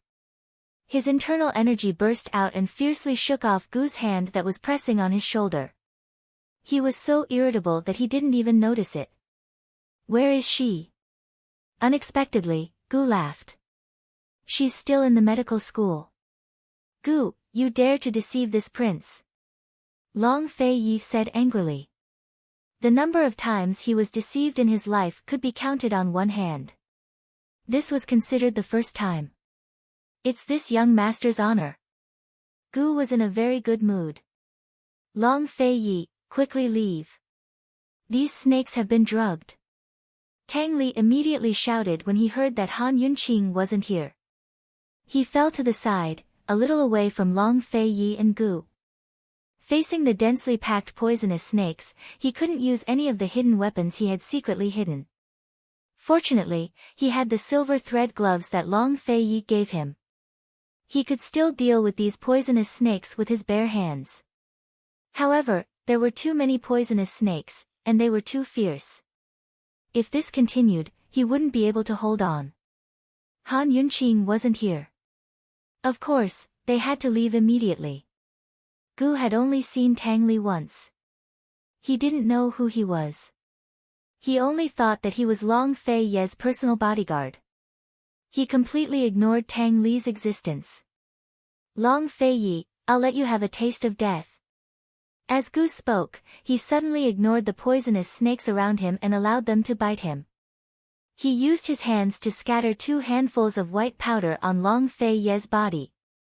It wasn't that Long Fei Yi couldn't dodge it, but he didn't expect Gu to cut off all means of retreat. He didn't care about being bitten by the venomous snake and used both hands. How much hatred did this guy have for him? Was it worth taking such a big risk? Although the king cobra's venom would not take effect so quickly, once the venom exceeded a certain range, it would be too late even if there was an antidote. Of course, Long Fei Yi didn't have the energy to think so much at this moment. Although he immediately dodged, he was still stained with quite a bit of the white powder. God knows what this white powder was. Once he was stained with it, his body emitted a strange fragrance that he could not get rid of. Long Fei Ye's only weakness was the venom. In this environment, he couldn't gain the upper hand at all. As soon as the scent wafted through the air, the irascible king cobras swarmed towards Long Fei like a swarm of bees. They even ignored Gu Qishao and Tang Li, who were also in the den. Long Fei Ye's reaction was also fast. He immediately jumped into the air to ensure the safety of his feet. At the same time, he waved his sword in a circle. The sword light immediately repelled a circle of venomous snakes around him. But soon, the venomous snakes behind him pounced. Above his head, the venomous snakes hung down. Under his feet, there were layers of venomous snakes. The top layer of venomous snakes stood upright. Around him, there were countless of them. They were densely packed together and formed a cylindrical shape, surrounding Long Fei Yi. One could imagine how terrifying it was to be attacked by thousands of venomous snakes in a dark and damp underground cave. There were snakes in all directions. With blood-red tongues and white fangs, Long Fei Yi had no way to retreat. Long Fei Yi couldn't stop. He could only continuously wave his sword light to repel the venomous snakes that were close to him. The venomous snakes that were in a frenzy didn't know fear. In other words, no matter how Long Fei Yi dealt with these venomous snakes, unless all the venomous snakes were destroyed, the attacks would always be there. However, one had to admit that Long Fei Ye's swordsmanship was very powerful. His sword chi was like a rainbow. One sword move had the power to topple mountains and overturn seas. Although he couldn't get away, the venomous snakes couldn't get close to him. Circle after circle of sword light, the venomous snakes were repelled and blood splattered. On the side, Gu leaned against the wall and watched with great interest. He caught a live venomous snake and skinned it. His hands were dripping with blood. After skinning the snake alive, he reached into the venomous snake's mouth and elegantly pulled out 2 of its fangs. When the fangs fell, the venom hidden in the roots of the fangs flowed out. Gu smeared the venom on the snake's body. Then, he took out a bottle of medicine and sprinkled it all over the snake's body. After a while, the originally bloody venomous snake turned black and dripped with unknown black venom. All the venomous snakes surrounded Long Fei Yi. Without any obstruction, Tang Li and Mu Ling could see Gu clearly from the side. Mu Ling hurried forward. "Chi brother, here's the antidote. Hurry up and take it." Gu ignored her and continued to play with the venomous snake in his hand. Mu Ling was anxious. "Chi brother, hurry up and take the medicine." "You will, shu." Gu put his blood-stained finger to his mouth. This action, coupled with his peerlessly beautiful face, had an indescribable evil beauty. Mu Ling was anxious, but she didn't dare to persuade him again. However, Tang Li was stunned. Not to mention Gu's ability to concoct poison on the spot, the wounds on his body were enough to shock people. Gu ignored it. All of his attention was on the silver-threaded glove on Chang Fei Ye's hand. Chang Fei Yi had been wearing it all this time, but he only noticed it now.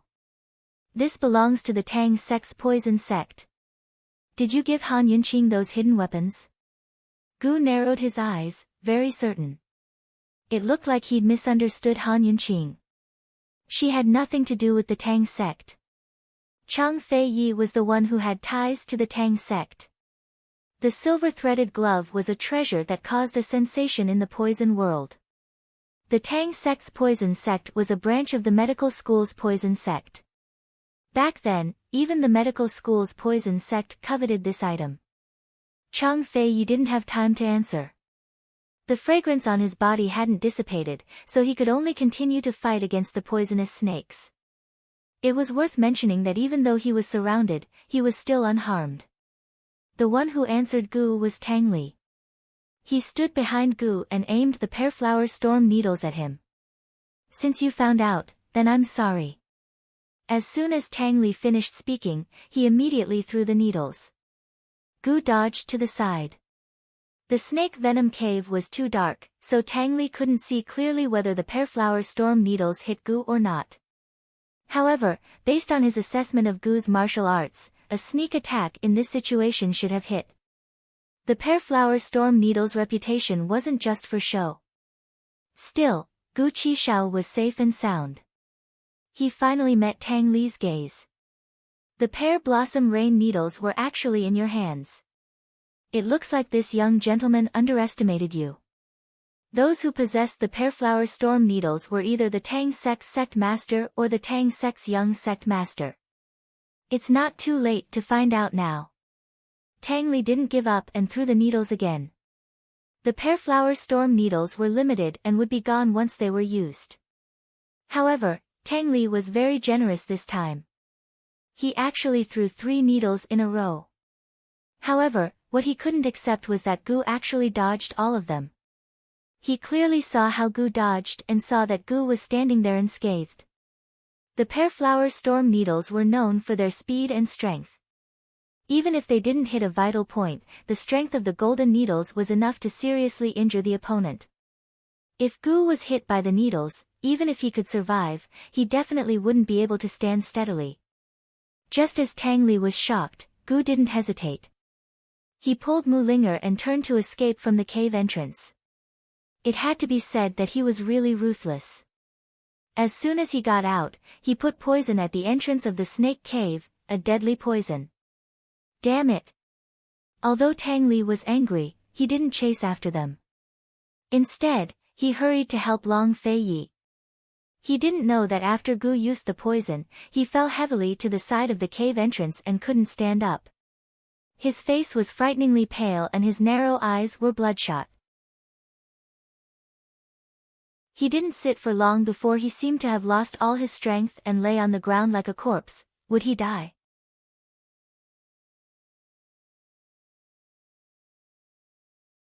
Chapter 249. Would he die? He slowly closed his eyes. He was so quiet that it was frightening. If it wasn't for the weariness between his eyebrows, anyone who saw him would think that he was dead. Chi brother, you have to take the antidote quickly. Mu Ling cried. As she cried, she hurriedly stuffed handfuls of antidote into Gu's mouth. She knew that Chi brother wouldn't be able to hold on.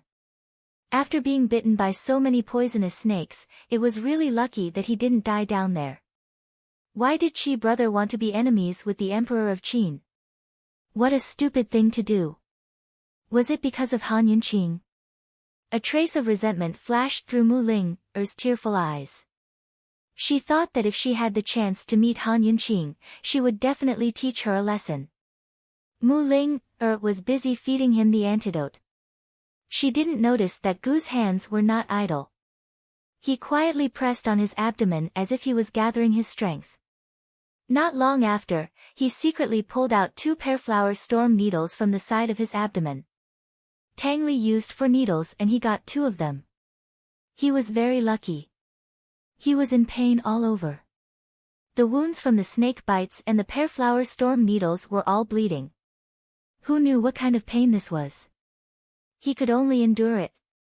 He swallowed a lot of antidotes, but they were all stuck in his throat.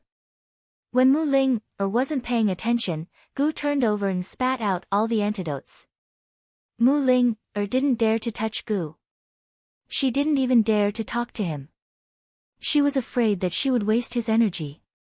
She carefully guarded him. When she saw that Gu had turned over for a long time, she was worried and looked over. However, Gu quickly turned over again and looked at her. This time, Mu Ling's tears, which had stopped with great difficulty, suddenly burst out again.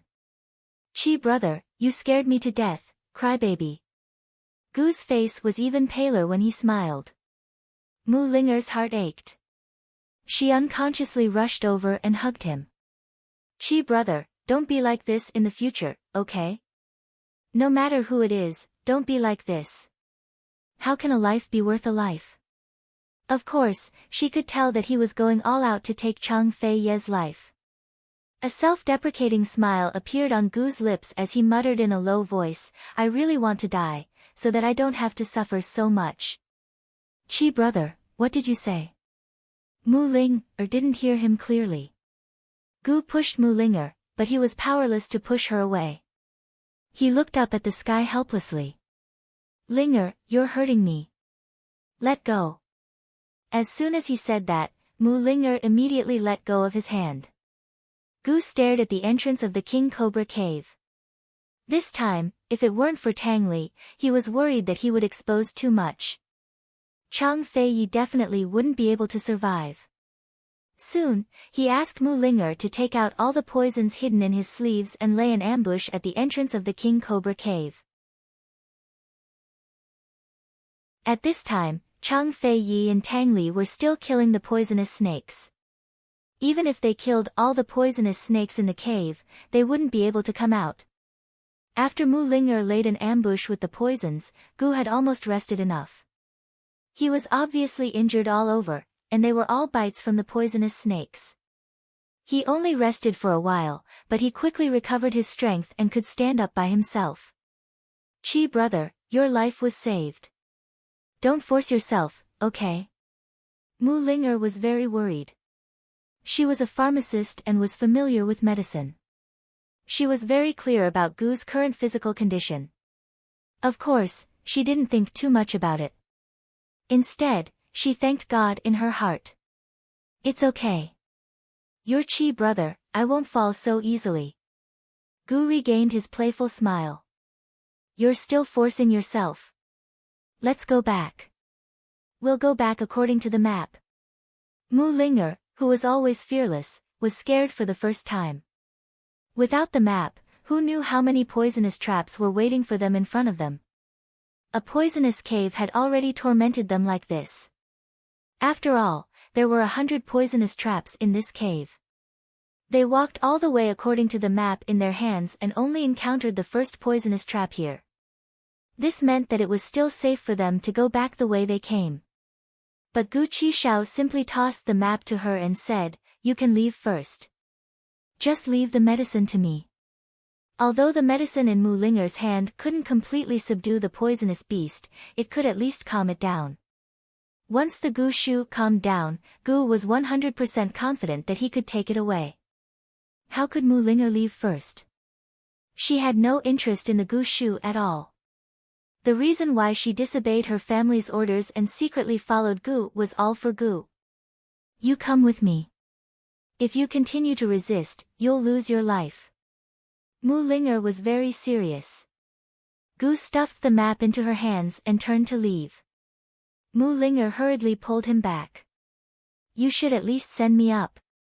Be good, don't make a fuss. You can go up by yourself. Gu pushed Mu Linger away without a trace. If you want to die here, I'll accompany you. Mu Linger was angry. She tore the map into pieces and scattered them all over the ground. She held on to Gu's arm and said boldly, "Let's go." Unexpectedly, at this moment, a secret door slowly opened on the side of the wall. Two figures appeared in front of them one after another. It was a man and a woman. The man was tall and was dressed in black. His arm was wrapped in bandages and seemed to be seriously injured. The woman was dressed in white like a fairy. She was otherworldly. They came so suddenly that Gu and the rest had no way to avoid them. They bumped into them directly. Jun Xie. Gu narrowed his eyes. He recognized the other party immediately. Mu Linger's attention was attracted by the woman in white. The woman was holding a famous sword. She looked so otherworldly that it was hard to ignore her. Looks like this prince came at the right time. With Gu's injuries, who wouldn't think that he was seriously injured? Jun Xie's lips curved up into a cold, arrogant smile. He crossed his arms over his chest and walked step by step towards Gu Qishao. Meanwhile, the white-robed celestial maiden wasn't interested at all. She simply leaned against the wall and waited. Seeing Jun Xie's arrogance, Mu Linger was about to speak when Gu signaled her with his eyes. He shielded her behind him. Although Mu Linger was worried, she obediently cooperated. Soon, she and Gu retreated to the foot of the wall. At this moment, Juni Xia stopped and said with interest, Gu, if this prince remembers correctly, your poison skills are not ordinary. So what? Gu Qishao's body of injuries combined with his stubborn expression made for a wonderful sight. He looked like a powerless warrior who would rather die than submit. Juni Xia laughed. This prince will use you to test all the poison traps. It's just right. Don't even think about it. Even if I die, I definitely won't let you obtain the Gu Shu. Gu said righteously, but his eyes flashed with ridicule. That will depend on whether you have the ability. Juni Xia said and was about to make a move. Who knew that at this moment, Gu would suddenly kick out? God knows how much internal energy he used in this kick.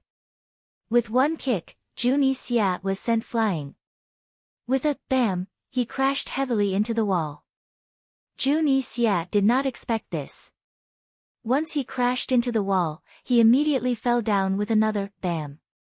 He knelt on one knee, one hand on the ground and the other on his chest. When he raised his head, he spat out a mouthful of black blood. Poison. Since His Highness Duke Kong praised this young master's poison skills, of course I should let him have a taste, right? Gu turned around and looked at Mu Ling, with a brilliant smile. Mu Ling, was stunned. She could not believe that Chi brother could deliver such a heavy kick. He did not seem to be injured or poisoned. Juni Xia suffered a great loss, but he would not admit it. He stood up and spat out a few more mouthfuls of black blood. Coldly, he said, it's indeed not ordinary. It's good that I'll use you to pave the way. With that, he pulled out the treasured saber on his back. The saber's cold light was comparable to the light of the cold moon. The poisonous saber cold moon blade. Mu Ling, blurted out. This was an ancient treasured saber. It got its name because the saber's light was comparable to the cold moon. Not to mention the blade, just the saber's light was enough to kill people and beasts. It seemed that Juni Xia came to steal the Gu Shu in advance with sufficient preparations. He even brought such a powerful weapon. Only then did Juni Xia notice Mu Ling, You're quite knowledgeable. However, he did not stop his actions. He raised the cold moon blade high and immediately slashed at Gu. The saber's light shone brightly, causing the air around them to change. Gu pushed Mu Ling, away, but he did not dodge. The saber's light cut off a large piece of flesh from his shoulder. Pain. Gu was a man, but he was afraid of pain. Unfortunately, no one knew. He grinned and narrowed his eyes. He also took out a weapon. It was a black folding fan. It looked ordinary, but when he opened it, he saw that the fan's leaves were all sabers. This was a blade fan. He originally planned to use it to deal with the poisonous beast, but now he had to let Juni Xia have a taste of it. At this moment, Juni Xia's second slash came. Gu opened the blade fan and raised it above his head to block. When the blade fan and the cold moon blade collided, there was a crisp sound of collision. Those who did not know would think that the two masterpieces were broken. In fact, the two masterpieces were as good as new. However, Juni Xia and Gu's arms were torn and blood kept flowing out. At first, the two of them continued to exert their strength. However, as time passed, the wounds on their arms became bigger because of the force exerted. More and more blood flowed out. If this continued, it was very likely that they would die from excessive blood loss. At this moment, the masked woman in white, who had been watching from the side, suddenly stabbed at them with her sword. Despicable, taking advantage of people's difficulties. Mu Ling, scolded and pulled out her sword.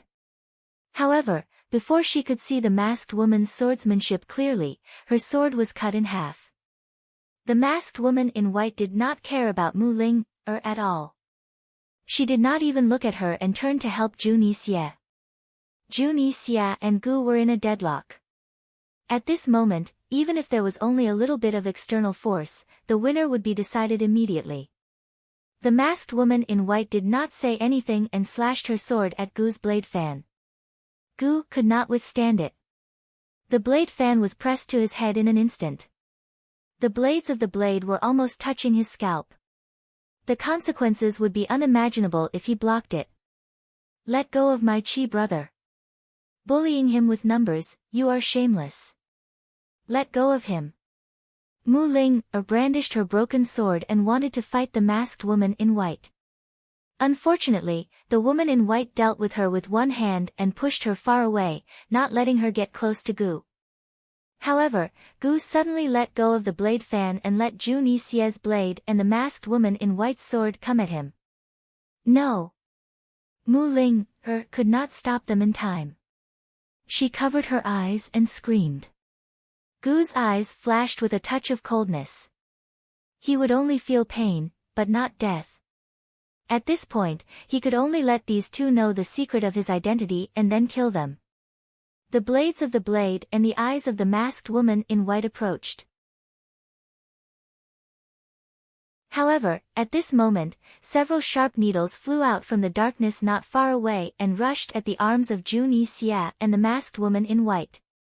The two of them hurriedly dodged and heard a familiar voice. Jun Yixie, Duan Muyao, stop. Who came?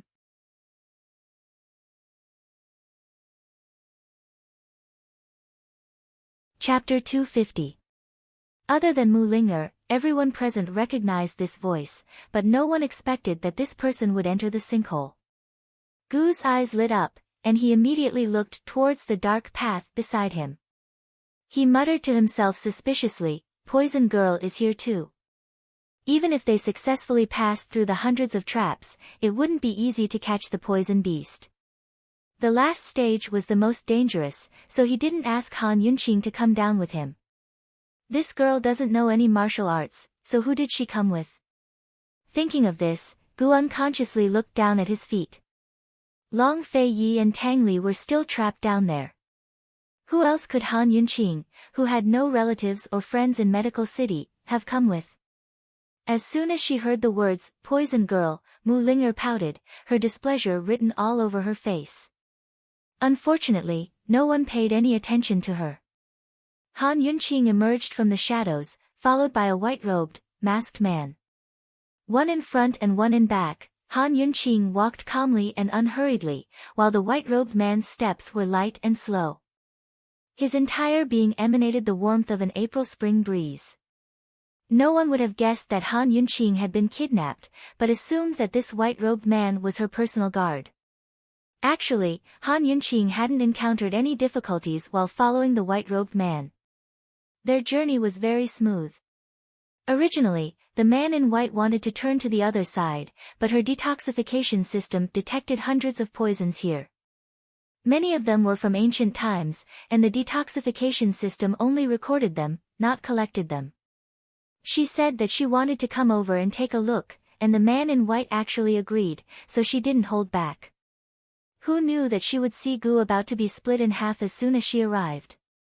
When she saw Han Yunqing walk out, Duan Muyao wanted to hold back, but she couldn't help it. Cold, she said, Han Yunqing, enemies really do meet on a narrow road. Duan Muyao had kept track of everything from Pil Fiend Valley's teasing and humiliation in Tianning's capital city. She was the closed-door disciple of the Celestial Mountain Sword sect and the princess of the first wife of Western Zhou, but she'd been belittled time and time again by this lowly woman. Even her marriage alliance had been rejected because of this woman. Now that she'd come all the way here without Long Fei around, how could she leave the matter at that? When did Western Zhou's princess get together with Northern Li's Duke of Kong? Does Western Zhou's emperor know? Han Yunqing was very surprised. She recalled how Tang Li had said that Jun Yixie had been rescued by a white-robed woman with formidable swordsmanship. After all, Western Zhou and Tianning were allied by marriage. Western Zhou and Tianning had always been enemies of Northern Li. Even if Duan Muyao couldn't marry Long Fei, Western Zhou and Tianning had already signed an agreement to defend their borders together. Was Duanmu Yao's way of doing things on her own, or was there some shady business going on between Western Zhou and Northern Li? If I silence you, that old man will never know. Duanmu Yao was overbearing and aggressive. Judging from the current situation, she'd definitely be able to kill Han Yunqing without Long Fei here. Hearing this, Han Yunqing knew that Duanmu Yao was secretly seducing Jun Yixie. Unwilling to be outdone, she said, if you can't silence this Wang Fei, then I'll let all of Cloud Realm Continent know about this. Just try it. Duanmu Yao raged as she raised her sword to attack. Unexpectedly, Jun Yixie walked over and shielded her with a warning look. Duanmu Yao and Jun Yixie might be partners, but she still feared him. She only gave a soft snort and didn't say a word. Han Yunqing, just what kind of poison did you use on your lordship? Jun Yixie asked cold. Just like bone poison, there's no antidote. Han Yunqing's serious expression made Jun Yixie feel unwell all over. Jun Yixie had come to Medical City for the poison beast as well. He'd come early because he couldn't cure the poison in his arm, nor could he deal with Han Yunqing. Thus, he could only take the risk to find the poison beast's blood. Since that's the case, then your lordship has no need to keep you alive. Jun Yixie was truly ruthless this time. He'd been like this ever since he was a child. If he couldn't get his hands on something no matter how hard he tried, he'd rather destroy it. Once again, he raised his Frost Moon saber, its light flickering with a frightening chill. Seeing this, Duanmu Yao impatiently unsheathed her sword as well. Duke of Kong, leave this woman to me. Although she'd been far away from Tianning's capital for the past few months, she'd still been keeping an eye on the Long Fei Yi and Han Yunqing's movements. She knew of Han Yunqing's poison skills and assassination weapons, but she'd never taken them seriously. She was certain that as long as she didn't give Han Yunqing a chance to ambush her, this woman would be no match for her. No. Your lordship will kill her with his own hands. Jun Yixie's eyes reflected Han Yunqing's figure as if he wanted to swallow her whole. Han Yunqing realized that Jun Yixie's killing intent was real. Her poisons were no longer a threat to him. If you don't get the poison beast's blood, then no one but me will be able to save your hand. She warned coldly. Your lordship must get the poison beast's blood. Jun Yixie was very confident. As soon as he sensed Han Yunqing's vigilance, he began to inch closer. As soon as he did, Gu reached out to grab Han Yunqing. Gu was about to grab Han Yunqing's hand when Han Yunqing suddenly vanished from his sight. Where did she go? Gu reflexively turned back, only to see Han Yunqing being pulled behind his back by the masked man. What incredible speed! Gu exclaimed in his heart. Jun Yixie abruptly stopped in his tracks. You're from the Shadow Clan. Only the Shadow Clan's shadow technique, which was not taught to outsiders, could allow one's Qin Gong to reach this level of perfection. The great Qin Empire that once unified Cloud Realm Continent had two imperial clans, Eastern and Western Qin, as well as the 7 noble families. The Shadow Clan was one of the 7 noble families who were responsible for protecting the Western Qin imperial clan. Rumors said that the Shadow Clan protected their clan with their lives and had never failed to fulfill their duties, much less betray them. Following the fall of the Great Qin Empire and its imperial clan, the 7 noble families gradually disappeared without a trace. He never expected to see the shadow arts again today. As soon as he heard the name, Gu realized that the speed just then had been due to the shadow arts. If this white-robed man was protecting Han Yunqing, could it be, so, she's the orphan of the Western Qin imperial clan? Duanmu Yao suddenly exclaimed. She couldn't accept this reality. After all, the Great Qin Empire was a legend in Cloud Realm Continent. The East and Western Qin imperial clans were the true imperial clans in the hearts of the people. They were truly worthy of submission and worship. Compared to the Great Qin imperial clan, the 3 countries weren't even worth a mention. If Han Yunqing was the real deal, then her last bit of pride would be trampled underfoot. The white-robed man didn't answer Duanmu Yao's question directly. He looked gentle and mild, but he didn't give anyone face. He didn't even spare Jun Yixia or Gu a glance before turning to Han Yunqing and saying, I asked you to pave the way for me, not cause trouble. Everyone exhaled in relief at his words. It looked like Han Yunqing wasn't the orphan of the Western Qin imperial clan after all. If she was, then it wouldn't be easy to touch her with the Shadow Clan's protection. Han Yunqing had never heard of the Shadow Clan, East Qin, or Western Qin. She only knew that she couldn't let Jun Yixia and Duanmu Yao get their hands on the poison beast. Help me kill them. Otherwise, I won't go with you. Han Yunqing said this and her body nimbly flashed to Gu's side. Gu was happy and quickly reached out to protect Han Yunqing. He smiled at the white-robed man and said, kill them and I'll go with you. This fellow was so shameless. Even Han Yunqing felt embarrassed for him. The white-robed man treated Gu like air. He looked at Han Yunqing with gentle eyes and a gentle voice, I'll try. He said he wanted to try. Why did such a gentle voice, such a humble answer, sound so arrogant? He turned to look at Jun Yixia and Duanmu Yao. Duanmu Yao immediately retreated. She was confident in her sword skills, but she wasn't confident in her speed. Speed was the only thing that couldn't be broken in this world. The shadow technique didn't have anything else other than speed.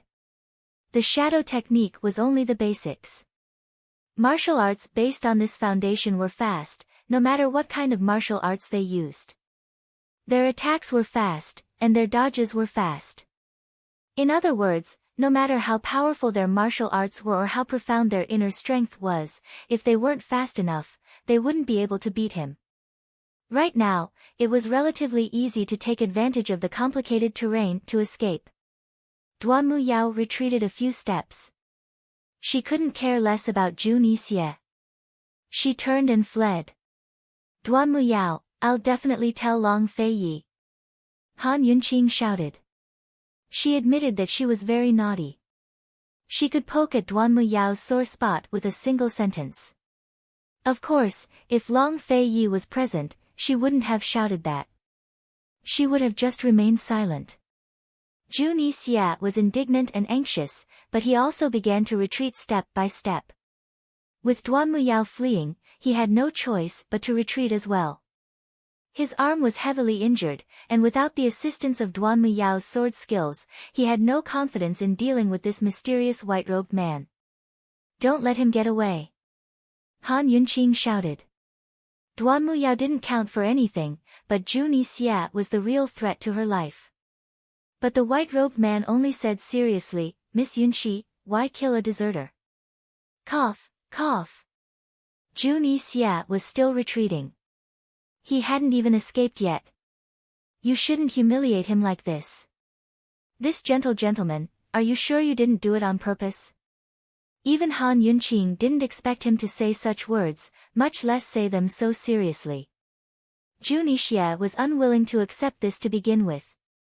Now he was so angry that his nostrils were about to spit fire. He raised his broadsword and viciously slashed at the group. His blade glinted brilliantly, shaking the small cave until half of it collapsed. In the chaos, Jun Yixia had long disappeared without a trace. The white-robed man was the first to protect Han Yunqing. Gu wasn't as fast as him, so he could only watch from the sidelines. Still, he didn't notice that Mu Ling had been staring at him the entire time. Fortunately, the cave was well supported and didn't collapse completely, so the exit wasn't blocked off. Why did you let him escape? Han Yunqing demanded. Didn't this guy say he was going to try? Was he joking? But the white-robed man was serious. Miss Yunqi, you're a doctor. Why must you be so ruthless? Han Yunqing almost choked on her own saliva at these words. What a wonderful answer. She had no words to retort. Can we go now? The white-robed man quickly gathered his thoughts. He had only one goal in mind this time. Han Yunqing stole a glance at Gu, who immediately understood with a smile. Since we've run into each other, let's go together. Before the white-robed man could say anything, the silent Mu Ling suddenly spoke up. Qi brother, if we leave, what will happen to the other two? To the readers, third night watch, come at 9 p.m. We've created an official 479540437 group. Momo is there too. Welcome to the group, but be careful to urge them.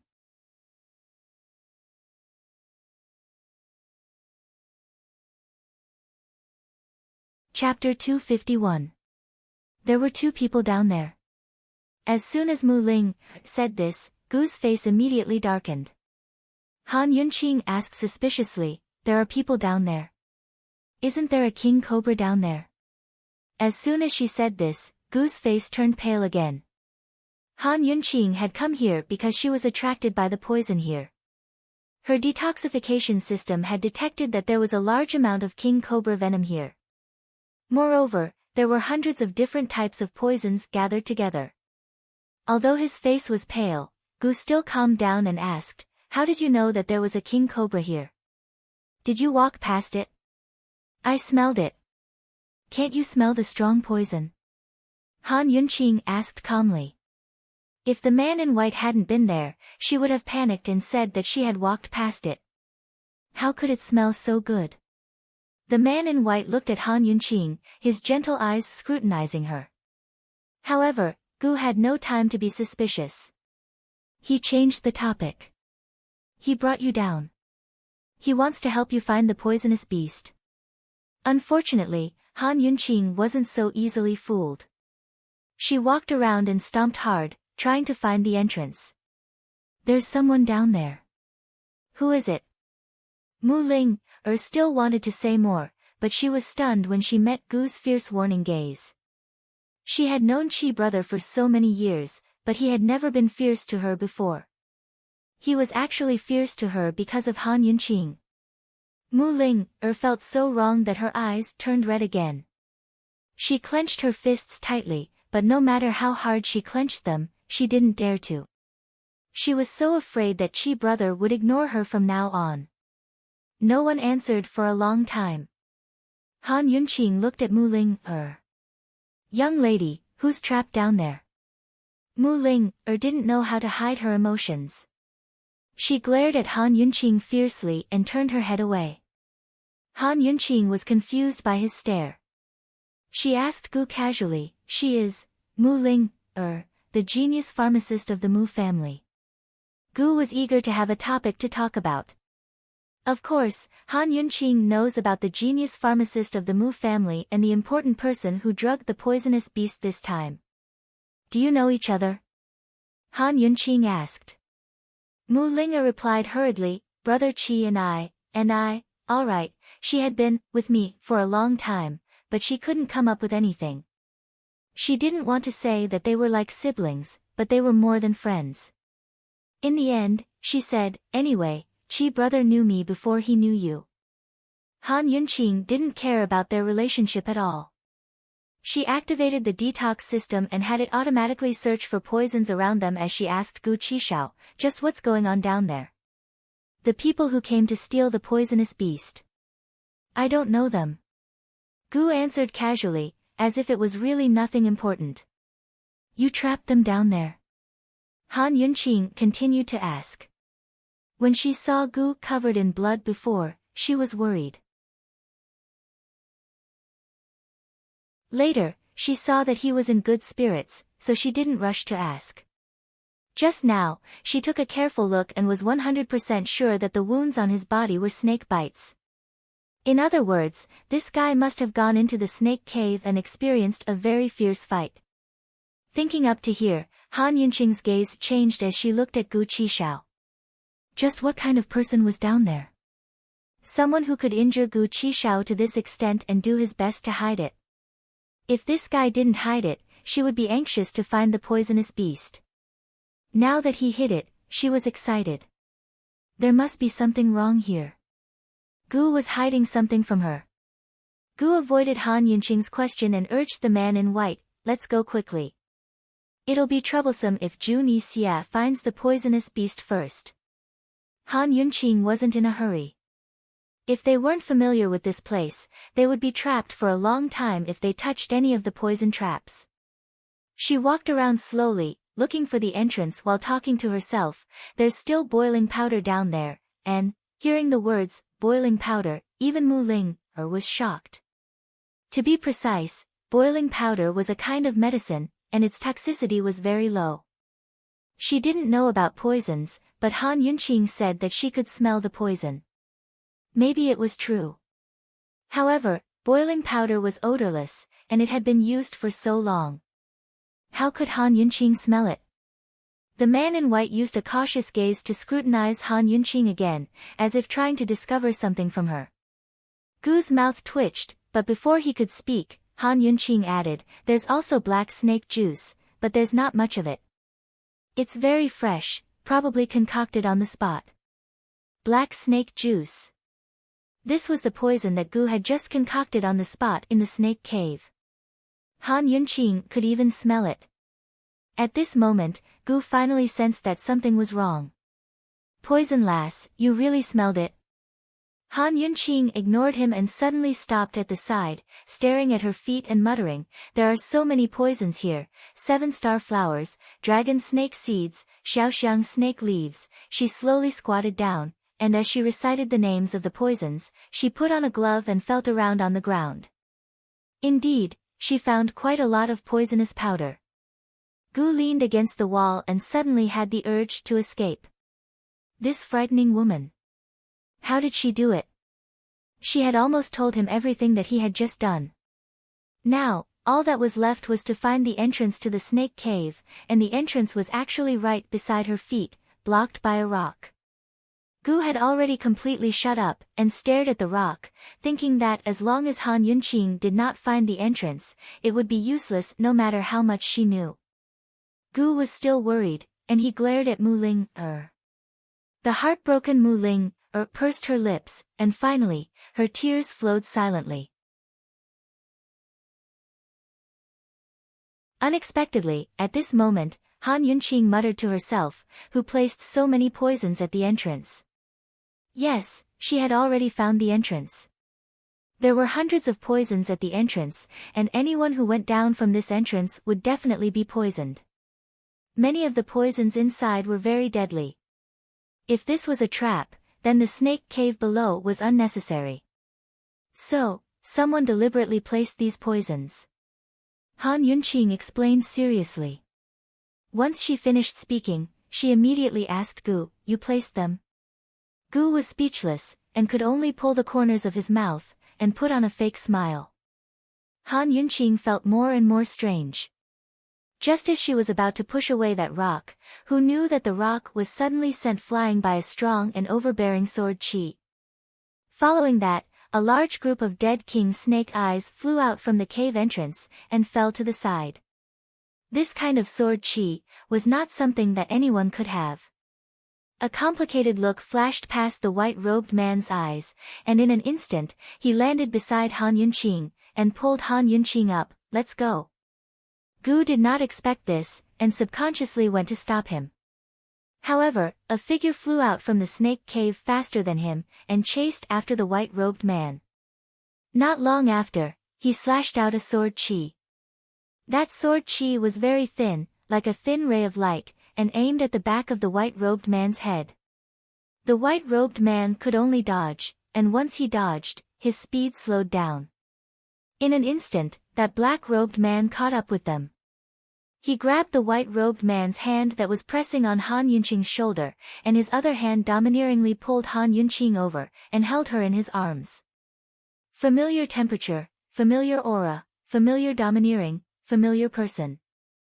It was him, Long Fei Yi. His eyes were cold, and he stared at the white-robed man. His arms were strong, and he hugged Han Yunqing very, very tightly. Han Yunqing was stunned. "You brought her down." Long Fei Yi was dealing with the poisonous snakes below, and he heard all the fighting and arguments above. "I just happened to meet her at the cave entrance, so I gave her a ride," the white-robed man said very simply. Since when did the Shadow Clan like to meddle in other people's business? Long Fei Yi asked again. The Shadow Clan was the protector of the Western Qin imperial family. Other than protecting the Western Qin imperial family, they generally did not care about other things. You're too idle. The white-robed man said jokingly. You can go. Long Fei Ye's domineering and noble nature were innate as he ordered. She agreed to go with me. The white-robed man was as gentle as before. She's going back on her word now. Long Fei Yi directly replied, not giving Han Yunqing a chance to speak. The white-robed man did not reply, and suddenly attacked with a palm. The palm wind was as sharp as a blade. Long Fei Yi protected Han Yunqing and dodged. Just as he was about to attack, who knew that Tang Li would suddenly rush out of the cave and shout, Long Fei Yi, your leg. Hurry and detoxify it. Hurry. Long Fei Yi could have been unscathed, but when he heard Han Yunqing's voice, he could not wait any longer. He stood on one leg to increase the power of his sword qi, and just like that, his leg was bitten by the poisonous snakes. Han Yunqing subconsciously looked down and saw that Long Fei Ye's right leg of his trousers had already been torn to shreds. It was filled with deep snake bites, and each of them was dripping with black blood. In an instant, Han Yunqing sucked in a breath of cold air, and goosebumps appeared all over her body. She was a poison doctor, and she had seen many wounds more serious than this. Gu's back and limbs were all covered in wounds, but she did not feel this way when she saw them. However, the more than 10 wounds on Long Fei Ye's leg made her feel afraid. The white-robed man ignored Tang Li, and Long Fei Yi did not get distracted. The two of them were still competing. Although Long Fei Ye's speed was not as fast as the white-robed man, it was not far behind. In addition, his martial arts were good, so the two of them were basically on par. Stop! Han Yunqing suddenly shouted. She struggled out of Long Fei Ye's arms and stood in front of him. The white-robed man was about to attack, but he immediately retracted his palm when he saw this. Long Fei Yi also stopped. He frowned and looked at Han Yunqing. He said in a low voice, "Don't make a fuss." Unexpectedly, Han Yunqing was especially fierce and serious. She said sternly, "Detoxify. Sit down immediately." There were so many wounds. How deep was the poison? If he did not detoxify immediately, he would die. Looking at Han Yunqing's angry and serious expression, Long Fei Yi felt an indescribable feeling in his heart. He really left the white-robed man aside and sat down obediently as Han Yunqing said. Han Yunqing did not care about the people around her. She hurriedly took out the needles and antidote from the treatment bag. Her serious expression made Mu Linger, who was watching from the side, scared. She remembered a saying, "Some women are very scary when they get serious." The white-robed man clenched his fists, as if he was hesitating whether to continue the fight. Gu looked at the wounds all over his body, and his eyes, which were originally full of vigor, suddenly dimmed.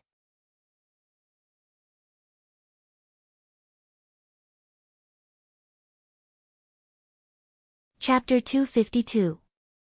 Han Yunqing exuded a serious and authoritative aura, which was enough to intimidate everyone present. The man in white slowly loosened his clenched fists. He gave up the best opportunity to attack Long Fei Yi and sat silently by the side. As he watched, his eyes unconsciously became gentle again. He was always obsessed with the way this woman detoxified and couldn't extricate himself. Gu watched without moving. His expression was a little stupefied. He didn't take the opportunity to escape and seemed to be absent-minded. The king cobra's venom was a piece of cake for Han Yunqing. However, Long Fei Yi was poisoned by so much king cobra's venom at once. If he didn't detoxify it in time, his life would be in danger. Han Yunqing expelled the poison from Long Fei Ye's leg as fast as she could and then hurriedly applied medicine. She lowered her head and narrowed her eyes. The movements of her hands were professional, quick and clean. She was completely immersed in this urgency, as if even if the sky fell, it had nothing to do with her. She didn't realize that she was nervous. She also didn't notice that Long Fei Yi had been staring at her with his head lowered. There were traces of joy in his deep eyes. He was very, very close to her. His forehead was almost touching her head. This scene in the dark and cold cave was particularly warm. Although she was very fast, Han Yunqing still treated every wound seriously and neatly. Even the bandages were very meticulous. One more layer of gauze would be too thick, and one less layer wouldn't be enough. The bandages were just right. They wouldn't hinder Long Fei Yi from walking and wouldn't be too ugly. After a while, more than 10 wounds were all treated. Han Yunqing exhaled and looked up. It's safe. Unexpectedly, when she raised her head, she bumped into Long Fei Yi's chin. Long Fei Yi immediately raised his head to avoid it. Han Yunqing also subconsciously stepped back a little.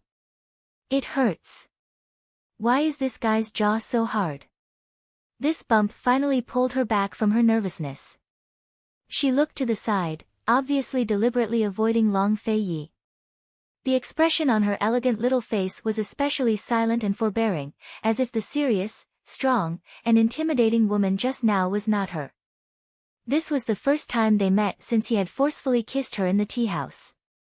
She really didn't know how to face him. Or rather, she really didn't know what to do with this man. She had always been a person who could let go of things easily. She was also a person with strong self-control. However, after meeting him, everything changed. She couldn't even control herself. The surroundings were silent, and the two of them were even more silent. Han Yunqing looked to the side, but damn it, she wanted to know what Long Fei Yi was doing and what kind of expression he had. She hated this silence. She hated being in such a dilemma. Sit properly, there's still poison in your body that hasn't been cured. She spoke first. Cold and even a little fierce, as if she was facing a disobedient patient. Long Fei Yi had just flown out of the cave filled with poison, and he had also been ambushed by a lot of poisons around the cave entrance. If it weren't for Tang Li's shout, she wouldn't have realized this problem. Han Yunqing activated the detoxification system's detection function instead of the scanning function. But unexpectedly, Long Fei Yi suddenly reached over and gently rubbed her forehead with his big hand. Han Yunqing didn't expect this and subconsciously raised her head to look at him. She saw Long Fei Yi looking down at her with a silent expression. Even his usually cold and emotionless eyes were silent. He gently rubbed the pain on her forehead without saying anything. His hand was very big and rough because he had been holding a sword for many years. Her skin was delicate and sensitive. His palm was full of masculine heat, and her forehead was cold. The coarseness and the gentleness, the heat and the coolness blended together. As he rubbed her forehead, she felt an indescribable sense of comfort. At this moment, Han Yunqing forgot all the previous entanglement and hurt. Once again, she subconsciously indulged in his eyes that were as deep as the sea. Long Fei Yi, it turns out that you also have such a quiet and peaceful side. In this life, can I have the luxury of being as gentle as water for once? The scene of detoxification just now was shocking, but now this warm and peaceful scene was simply a public display of affection. Cough, cough. Gu suddenly coughed loudly. Cough, cough, cough. He coughed so hard that he couldn't catch his breath. Han Yunqing regained her senses and turned her head away. Long Fei Yi's hand was empty, so he immediately retracted it. He didn't look at Gu, but gave Tang Li a look. Tang Li was about to make a move, but who knew that Han Yunqing would get it?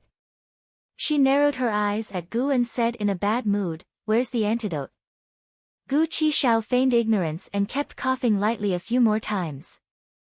5-colored lotus, Luo wintry parting grass, and beauty's worry. These are the antidotes for these 3 poisons. The detoxification system had already analyzed that Long Fei Yi had only been poisoned by 3 types of poisons because he was so fast. Unfortunately, these 3 poisons were all ancient poisons. The detoxification system had recorded the antidote formula, but unfortunately, there were no ready-made antidotes. Actually, it wasn't easy to get those antidotes now, let alone the detoxification system. Gu's coughing stopped abruptly. He smiled at Han Yunqing and turned to leave without saying anything. Stop right there. Han Yunqing and Tang Li shouted at the same time. Tang Li chased after him. Gu ignored Han Yunqing and looked at Tang Li. He smiled lightly, enchanting and cold. Young Master Tang, the pear flower storm needles aren't something you can make. Don't waste them. Tang Li didn't know the truth. He only thought that Gu had successfully dodged 4 of his pear flower storm needles. Tang Li thought that they had underestimated this guy. It would be a waste to use the pear flower storm needles now. Hence, he really didn't use them. Even without the pear flower storm needles, I can still take care of you. I'm so scared. Gu's lips curled into a sarcastic smile. He got into a fighting stance. Without the pear flower storm needles, he was happy to play with this young master of the Tang sect. However, before Tang Li could make a move, Han Yunqing shouted angrily, "You with the surname Gu, don't think that I don't know that you're stalling for time. Give me the antidote now. This poison can't be delayed." There were 3 types of poison in Long Fei Ye's body. Among them, the Luo Shang parting grass poison acted up very quickly. If it wasn't detoxified in time, even if Han Yunqing could expel part of the poison, the remaining poison would quickly invade the brain. By then, even if there was an antidote, there would be repercussions. If one didn't understand this poison, no one would be able to tell that Gu was stalling for time. However, Han Yunqing saw through it. At Han Yunqing's words, Tang Li grew anxious. "You despicable villain." But the person in question, Long Fei Yi, didn't take it to heart. All of his attention was on Han Yunqing. This woman looked the best when she was serious, especially now. Tianning's Duke of Qin had never been protected by anyone in his life. It wasn't that no one wanted to protect him, but that he wasn't used to it and didn't need it. But right now, there was a woman protecting him. Gu Qishao's eyes flashed with bitterness, but it quickly disappeared.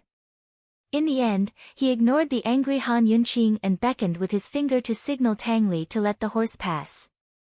"Give me both the antidote and your life." Tang Li drew a short sword and stabbed forward, but Gu only dodged without making a move. That's right, he was stalling for time. Finally, Han Yunqing grew angry. She stood up and said, "Gu, if you don't give me the antidote now, we'll break off our friendship." At her words, Gu's movements came to an abrupt halt. At the same time, Tang Li didn't have time to withdraw his short sword before it stabbed into his shoulder. At this moment, Han Yunqing gave a start as her heart skipped a beat. Tang Li was stunned. He never expected Gu to stop just like that. Mu Ling burst into tears. "Qi brother." Gu was stunned as well. Damn it, his shoulder was clearly injured, but why did his heart hurt so much? Tang Li came to his senses, but he didn't feel guilty. Based on Gu's scheme against him and Long Fei Yi just now, even 100 stabs wouldn't be enough to appease his anger. He pulled out his short sword without hesitation. Tang Li's short sword was not an ordinary short sword, it was also a hidden weapon. Once the blade pierced into a person's body, countless thin hooks would extend and hook into the flesh. With such a fierce pull, blood instantly spurted out from Gu's shoulder blade. God knew how painful it was. "Give me the antidote," Tang Li urged angrily. Gu, who was always afraid of pain, ignored the pain in his shoulder blade and ignored Tang Li. Instead, he finally looked at Han Yunqing. He looked at her for a long time and smiled. His smile was still as flirtatious and beautiful. He asked as if he was joking, "Poison girl, how can you be so biased? He tried to kill me last time. Why didn't you divorce him?" Although he sounded like he was joking, his gaze was stubborn. He was as stubborn as a child who was determined to get an answer. Han Yunqing looked at the wound on Gu's shoulder, then looked at the flesh and blood in Tang Li's hand that mimicked the blade. Her breathing quickened. She really felt sorry for Gu. However, even though she couldn't bear it, she still had to get the antidote. Long Fei Yi couldn't wait any longer. I saved you last time, didn't I? Han Yunqing retorted. Poison lass, you saving me and divorcing him are two different things. Gu Qishao was still smiling, his smile carefree and heartless. You. Han Yunqing was so angry that she didn't know how to refute. Gu had no intention of leaving either. They were in a stalemate. What will it take for you to give me the antidote? Han Yunqing was anxious. The poison in Long Fei Ye's body couldn't be depleted. Gu was determined not to give him the antidote. He was still in the mood to tease Han Yunqing. He said, let me think about it for a few days before I tell you. At this moment, Long Fei Yi, who had been staring at Han Yunqing, finally turned to look at Gu.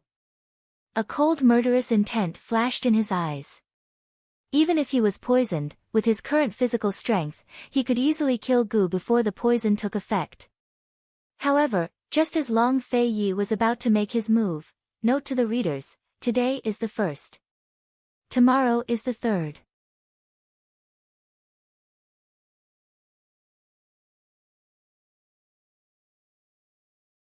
Chapter 253.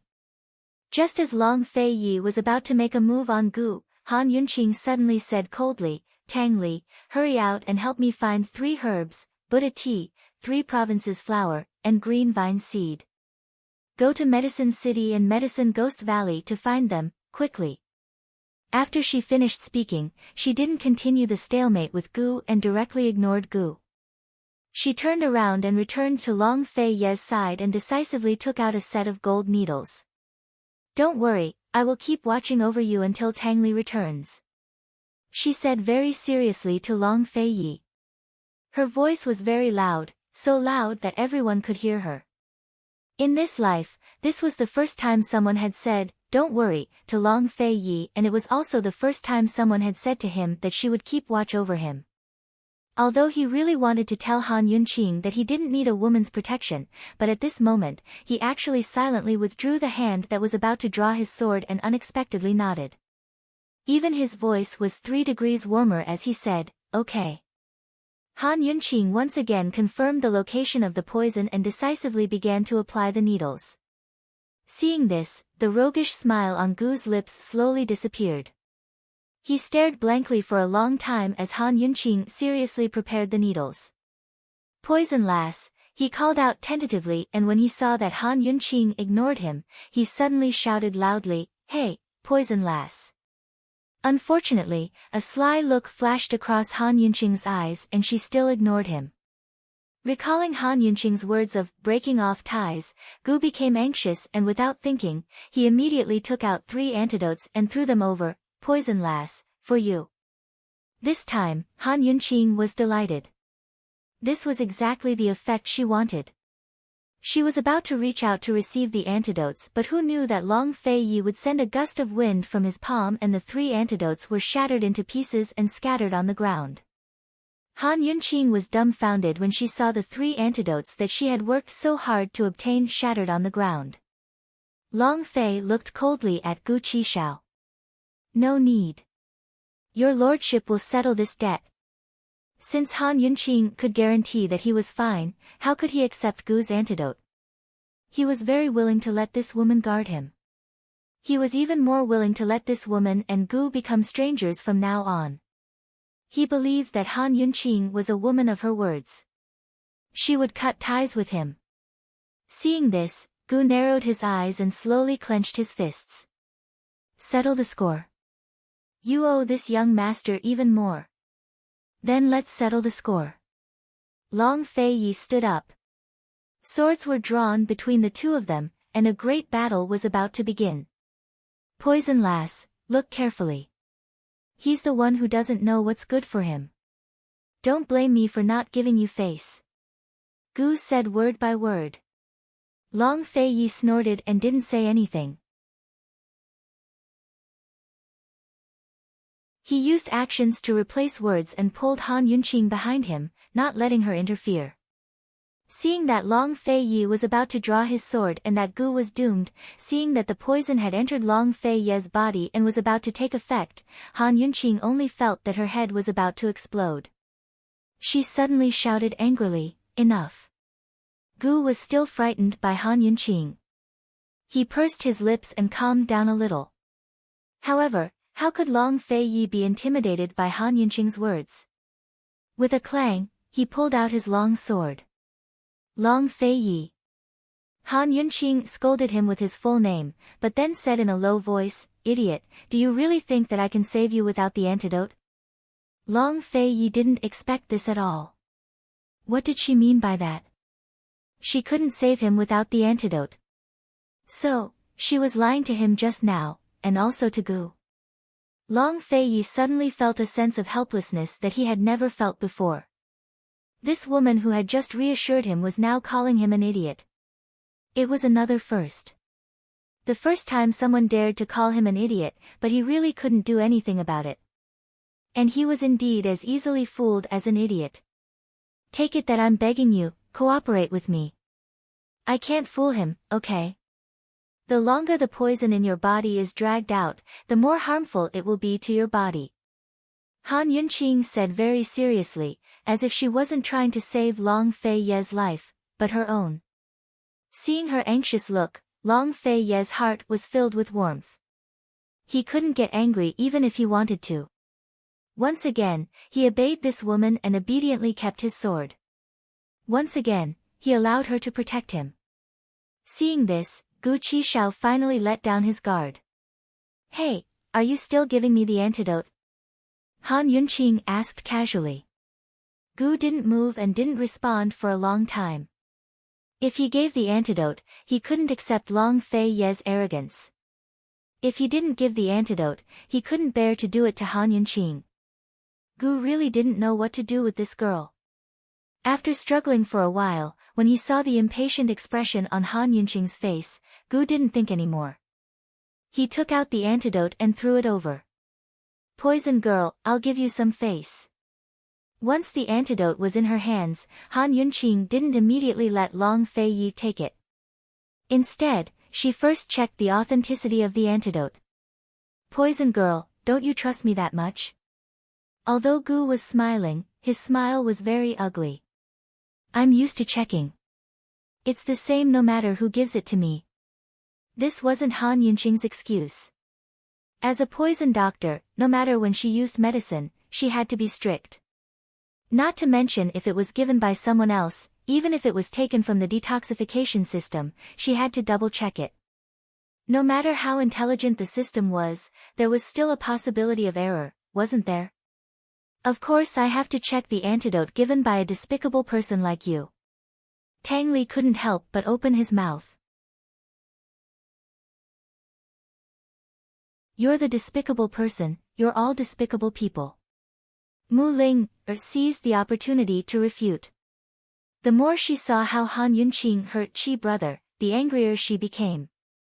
She couldn't wait to find a chance to quarrel with her. Tang Li originally had a good impression of this genius pharmacologist. When he heard this, he was instantly disappointed. He sneered and asked, "Mu Ling, does your father know that you're mixing with such a despicable and shameless person as the young lady of the Mu family?" Finally, the disappointed Gu was enraged. He said coldly, "What? The Tang sect only uses hidden weapons to ambush people. What do you know about being honorable and upright? You." Tang Li was speechless. It was fine to insult him, but definitely not the Tang sect. Am I wrong? Among all the sects in the pugilistic world, the Tang sect is the most despicable, shameless, and filthy. Gu had a stomach full of anger and had nowhere to vent it. He couldn't touch Long Fei Yi, but he could at least touch Tang Li, right?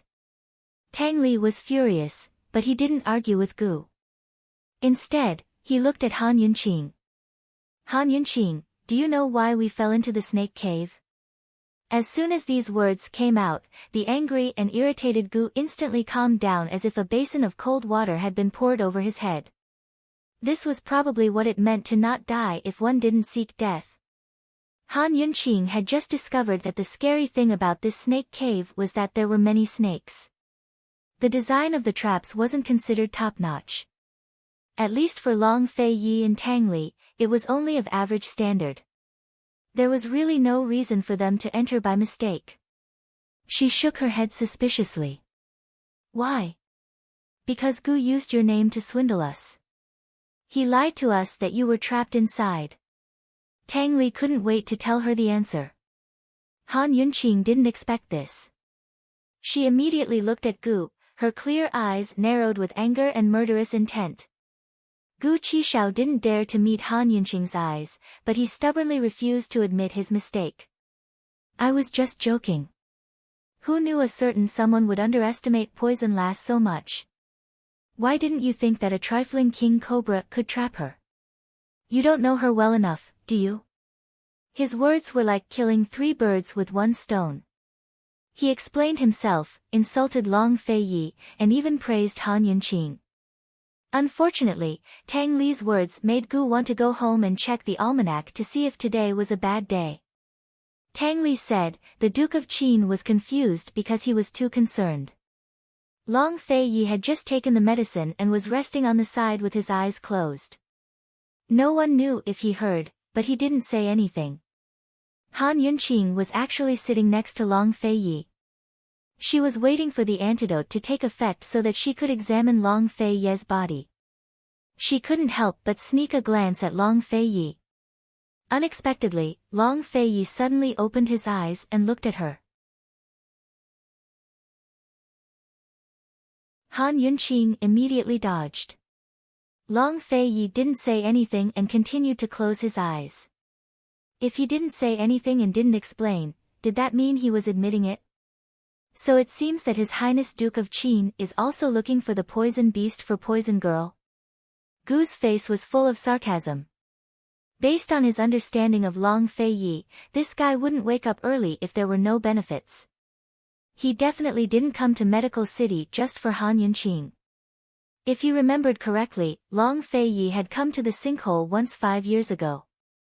Of course. Tang Li answered without hesitation. In fact, if Gu hadn't said so, he really wouldn't have thought that the poison beast's blood could cure Long Tianma's bone poison. He and Long Fei Yi had indeed come to Medical City for the poison beast, but they hadn't planned to enter the sinkhole in advance. Now it seemed that Long Fei Yi had come down early for Han Yunqing. He, you know very well whether or not it's true. Gu looked meaningfully at Long Fei Yi. Han Yunqing stole another glance at him, but unfortunately, he didn't say anything. The poison should be gone, she said indifferently. Unexpectedly, Long Fei Yi reached out and asked casually, tomorrow night is the deadline, right? Deadline? What deadline? Han Yunqing didn't understand. Don't worry, there's still time, Long Fei Yi said indifferently as he held Han Yunqing's hand and stood up.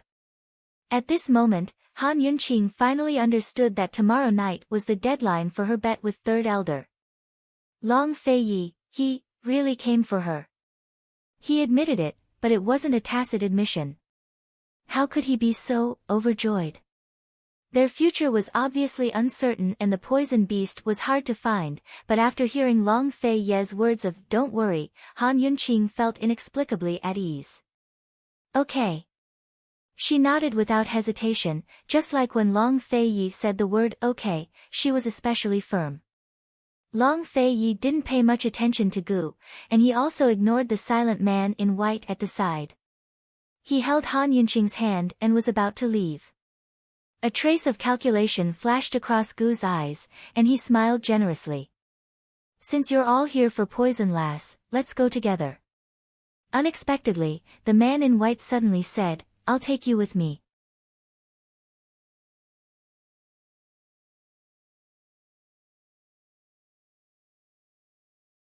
Chapter 254. Although the white-robed man hadn't said a word, Long Fei Yi and Gu didn't overlook him. The appearance of a Shadow Clan member here was worth pondering over. Moreover, he'd even said such a thing. Why would he take them away? What, you know the way? Gu grinned.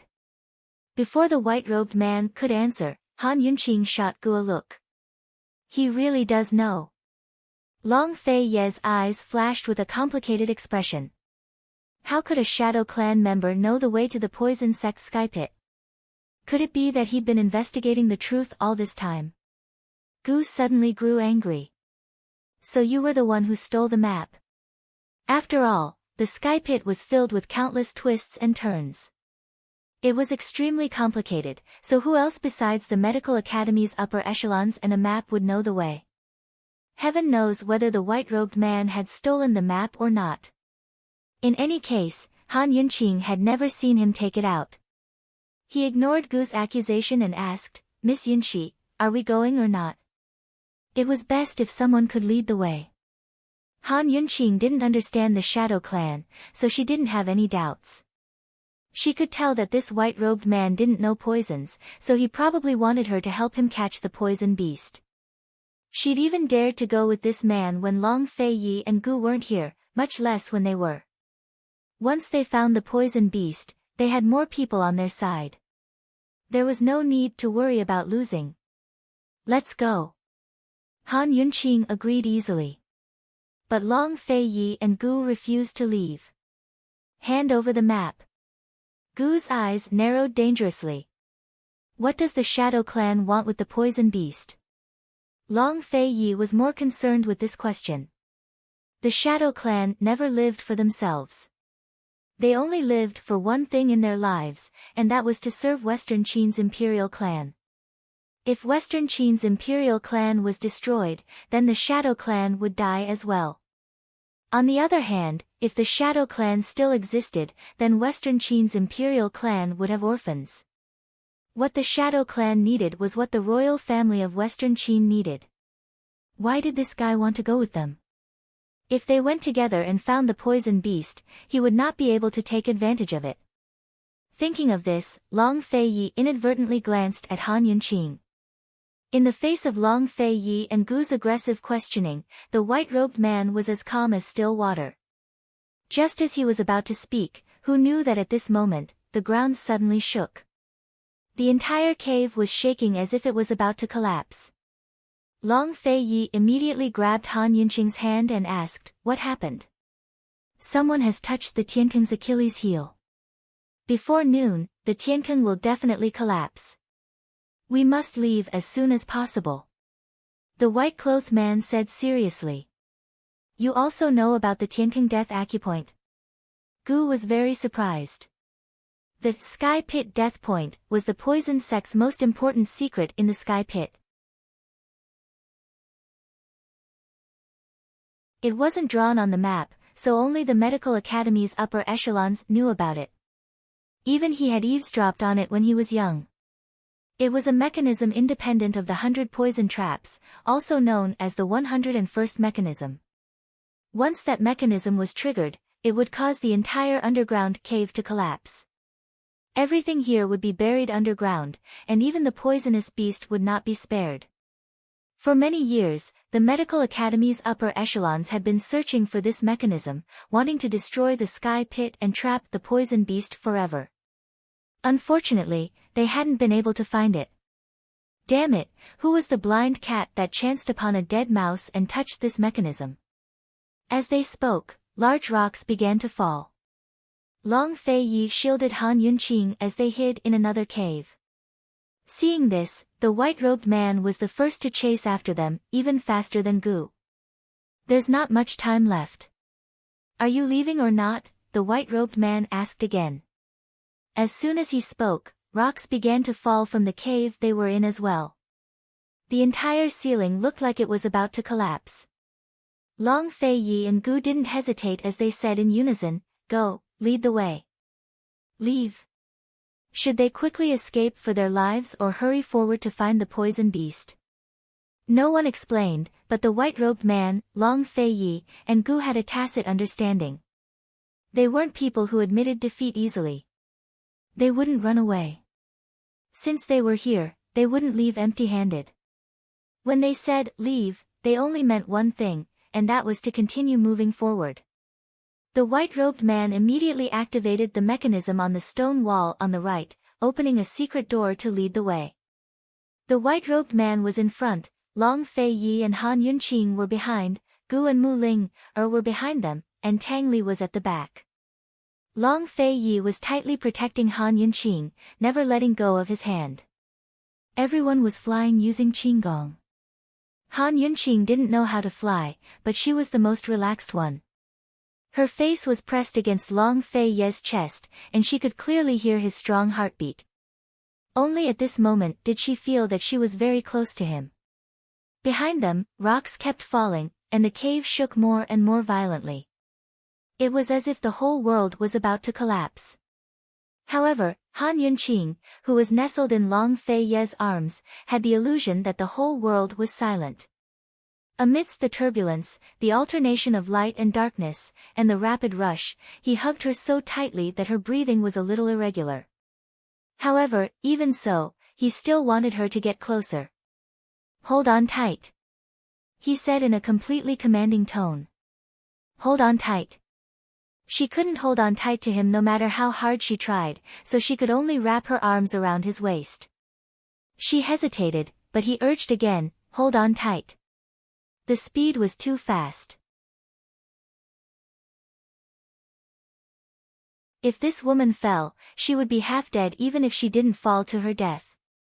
I can't hold on, Han Yunqing said in a low voice. She hesitated for a moment, then carefully wrapped her arms around him. This time, her whole body was really pressed against his body. The masculine scent of a man suddenly filled her senses. Han Yunqing found that her heart was beating so fast that it couldn't stop. Hug him. Feeling the slight movement of her little hand around his waist, Long Fei Yi's lips unconsciously curved into a smile, and he acquiesced. And this scene was clearly seen by Gu, who was behind them. From his point of view, it was Han Yunqing who took the initiative to hug Long Fei Yi. He looked and looked, then suddenly stopped in his tracks as if in a daze. Mu Ling bumped into him from behind. Fortunately, Tang Li reacted quickly and stopped in time. Gu, what are you doing? Tang Li shouted angrily. Gu didn't react at all and continued to move forward. Mu Ling looked at his lonely back full of wounds as he chased after Long Fei Yi and Han Yunqing. Her heart almost broke. Qi brother, I definitely won't allow Han Yunqing to hurt you like this. I definitely won't allow it. As the karst cave collapsed more and more, the man in white also became faster and faster, forcing the people behind to speed up to keep up. The group of people quickly shuttled through the karst cave, breaking through secret doors and rushing through secret passages. Unknowingly, they kept going down. Finally, the man in white stopped in front of a huge stone door. They had arrived. Behind this door is the lowest point of the crater. It's also the secret room where the poisonous beast is imprisoned, the man in white said lightly. Everyone thought that the man in white would find a mechanism to open the door. However, the man in white said, we have to find a way to open this door. I don't know where the mechanism is either. Long Fei Yi knocked on the stone door with the handle of his sword. Hearing the sound, he knew that the door was very big. He gestured for everyone to move aside and swung his sword. For a moment, the sword light was released and the momentum was like a rainbow. Unexpectedly, the stone door didn't even move. Long Fei Yi was surprised and swung his sword again. This time, the sword directly hit the stone door. However, the stone door still didn't move at all. Long Fei Yi's sword was the famous ancient sword, Dragon's Roar. It could cut iron like mud. Coupled with his internal energy, how could it not move a door? This isn't a stone door. Long Fei Yi didn't waste his energy. It's a Xian gold door. No one can touch it, the man in white replied honestly. As soon as these words came out, everyone sucked in a breath of cold air. Black gold was the hardest thing in the world, and it was the best material to make weapons. A small piece of black gold was enough to make people scramble like ducks, not to mention such a big block. The poison sect was actually using it as a door. Wasn't that a little too extravagant? Of course, the shock was followed by despair. The man in white was right, no one could touch this door. Is there only one entrance? Han Yunqing asked offhandedly. It wasn't clear if the man in white heard her, but he didn't answer. Gu stepped forward to touch it and sighed. Bone-corroding powder can be used for other things, but Xian gold is hard to deal with. Bone-corroding powder was one of the most corrosive poisons, but it was useless against Xian gold. His words reminded Han Yunqing of something, causing her eyes to light up. At this moment, the collapsing sounds around them grew louder and louder. If they delayed any longer, the secret passage they were in would collapse as well. We can only find the switch. It should be nearby, the man in white said seriously. This layout can only be found on the left and right walls. Everyone, split up and search. Tang Li had long been touching the walls. Hidden weapons and mechanisms were similar, so he could be considered half an expert when it came to them. Very soon, everyone was searching the walls on both sides. Only Han Yunqing remained standing in place. As the white-clothed man looked over, his eyes that had always been as calm as water actually flashed with a hint of anxiety. He looked at the crowd again. While no one was paying attention, he gently rubbed his finger against a rough spot on the wall. As he rubbed, his finger seemed to have been cut by something, and blood oozed out, leaving a bloody mark on the wall. However, the strange thing was that the bloodstains quickly disappeared, as if they had been absorbed by the wall. The man withdrew his finger and hid it in his palm. Miss Yunxi, I'll go over there. You can look around here. Han Yunqing walked over and was about to touch the wall when she suddenly stopped. I have a way to corrode this wall. Hearing this, Long Fei Yi was the first to look over, his eyes flashing with warning. There was still a poison in this world that could corrode Xian gold. Its name was Perplexing Butterfly Illusion.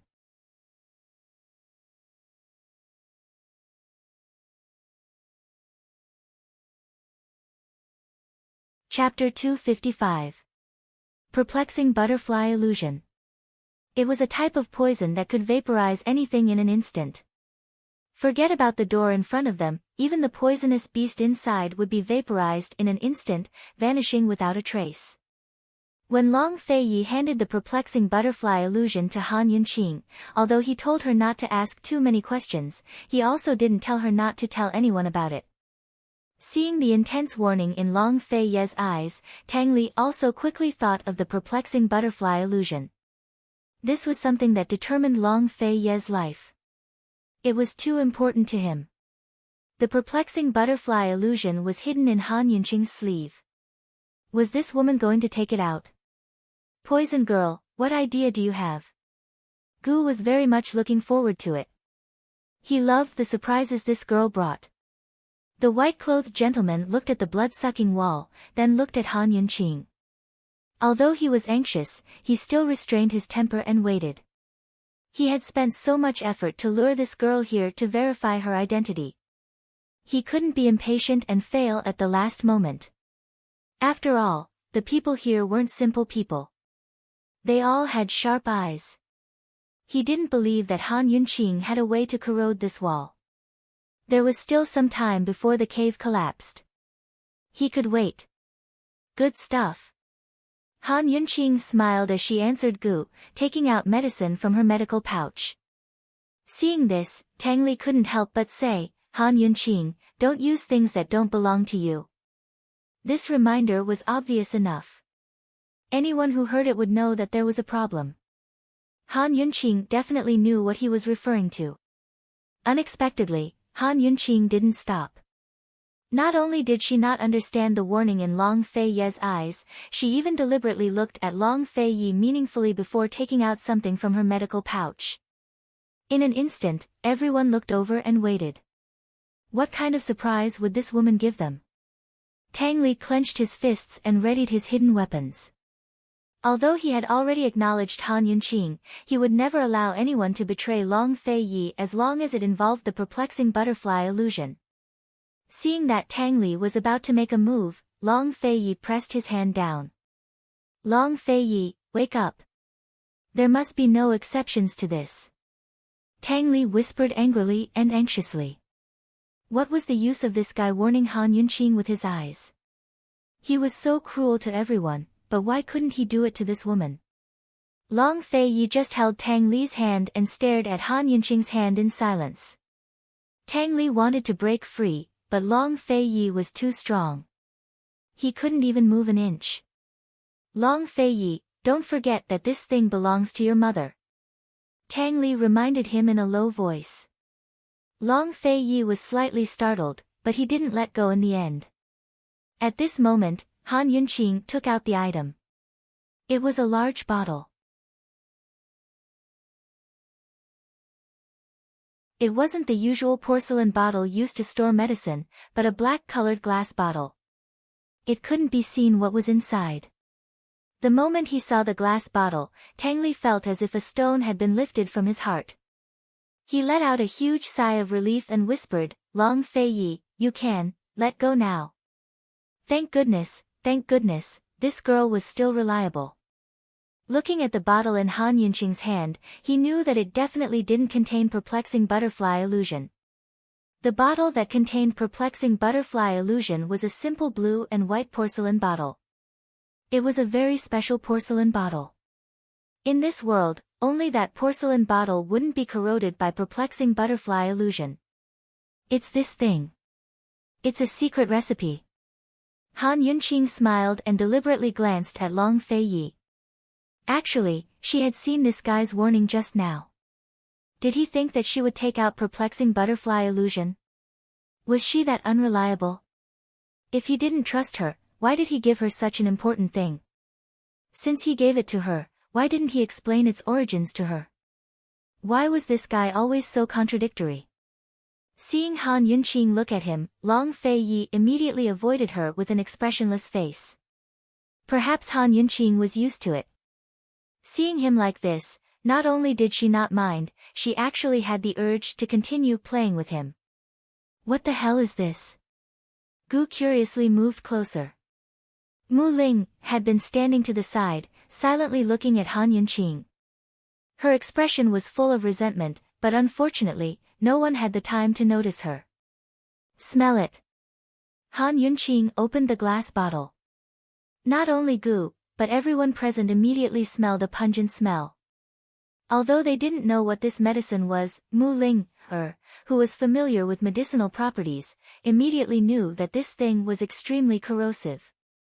She didn't really believe that this thing could corrode black gold, but she believed that it could definitely destroy Han Yunqing's face. She covered her nose, a trace of ruthlessness flashing through her eyes. Here's my chance. She stared at the thing in Han Yunqing's hand. Just as she was about to make a move, Gu suddenly turned to look at her. Mu Ling, immediately withdrew her hand, panic written all over her face. Unfortunately, Gu never paid attention to the expressions on a woman's face, and the others didn't pay attention to Mu Ling, either. They were all focused on the thing in Han Yunqing's hand. Ling, can you smell it? Gu asked. Mu Ling, was a genius pharmacist and had a wide range of knowledge. Mu Ling's heart, which had almost jumped out of her chest, finally calmed down. She forced herself to calmly shake her head, unable to speak. She grew up in Medicine City and wholeheartedly studied medicinal herbs.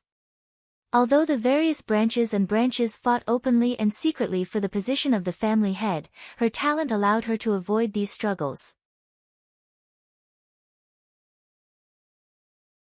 She didn't need to go anywhere and didn't need to make friends with anyone. She only needed to make medicine and her father would protect her at all costs. She didn't seem to have any worries growing up. Her life was very simple, and her personality was also very pure. All her emotions were written all over her face. It wasn't until she met Chi brother that she began to have worries, but they were also sweet worries. However, when Han Yunqing appeared in Chi brother's life, her world turned dark. Even her bright heart dimmed. For the first time, she learned to hate and be jealous. It was also the first time she had evil thoughts. When she thought of what she had just done, her hands trembled. She was afraid and guilty, but she didn't regret it. Chi's brother was an orphan with no one to rely on. He seemed to like to smile, but in reality, he wasn't a happy person. She wanted him to be happy. She absolutely wouldn't allow anyone to hurt him. Seeing Mu Ling, shake her head, Gu didn't ask any more questions. Instead, he asked Han Yunqing, "What is this? Where did it come from?" He and Mu Ling, didn't know what it was, so basically no one else did. Only Han Yunqing had it. "I concocted it." Han Yunqing was telling the truth this time. Can it really corrode black gold? Even Gu Qishao had his suspicions, to say nothing of others. "Just watch." Han Yunqing was very confident. She looked at the black gold wall again and finally determined a position before applying the potion. Of course, she wasn't stupid enough to corrode the entire wall. She only needed to corrode an entrance that could allow one person to pass through. Han Yunqing knew that time was tight, but this matter couldn't be rushed.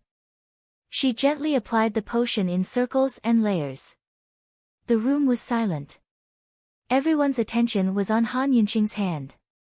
Seeing that the black gold wall didn't move for a long time, the people who didn't believe it to begin with gradually became suspicious.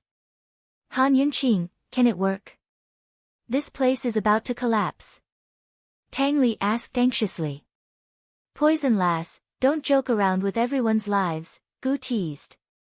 Only Long Fei Yi and the white-robed man didn't speak. The white-robed man looked on silently with furrowed brows, as if he'd noticed something strange about the black gold wall.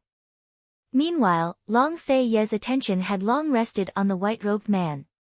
At this moment, a large boulder suddenly fell from above and landed right by Mu Ling's feet. Frightened, Mu Ling immediately hugged Gu. "Chi brother." Han Yunqing stopped and looked back, but Gu immediately pushed Mu Ling aside. Of course, he didn't explain anything, but urged, "Poison lass, can you do it or not? Miss Yunqi, don't try anymore. Let's look for the mechanism. It should be on this wall," the white-robed man spoke up hastily. But right at this moment, a stream of golden liquid slowly flowed down from the Xian gold wall. Seeing this, everyone grew alarmed. The white-robed man knitted his brows even more. "We won't make it in time at this speed. This place is about to collapse. It'll melt very quickly once it starts. Just wait a moment." Han Yunqing was certain. The liquid in her hands was none other than super strong aqua regia. Aqua regia was an extremely acidic liquid that was one of the few liquids capable of melting metal. Super strong aqua regia was something Han Yunqing had specially made and was sometimes used to refine medicine. Aqua regia dissolved metal more slowly, but this super strong aqua regia was different. A single bottle was enough to help her get rid of the obstacle before her. As Han Yunqing had said, more and more of the golden liquid began to flow down faster and faster until it became a stream of water. A small hole had already appeared in the Xian gold wall, through which one could see the inside. Everyone was stunned by the sight before them. Even Long Fei Yi found it hard to believe. Xian gold was hailed as the world's hardest material. Tian Shan Kenzo's sect head had a Xian gold sword that was hailed as the world's #1 sword, but Han Yunqing had a way to destroy it in such a short time. This woman was too frightening. Soon enough, the hole grew larger and clearer, revealing everything behind it. Han Yunqing glanced at it and grew alarmed. She didn't have time to explain the super strong aqua regia to the stunned crowd, but cried out, "Jun Yixia and Duanmu Yao are inside." How was this possible? Long Fei Yi stepped forward to look through the hole and really did see Jun Yixia and Duanmu Yao's figures. It was completely empty inside, except for the two of them. There was nothing else, much less the poison beast. Could there be another entrance? Where's the poison beast? How did they get here so quickly? Tang Li asked several questions in succession. At this time, Gu gestured for everyone to keep quiet. Listen, it's the poison beast's voice. As soon as he finished speaking, another large rock fell from the sky. This time, it didn't fall far and didn't hit anyone's feet. However, following closely behind the rock was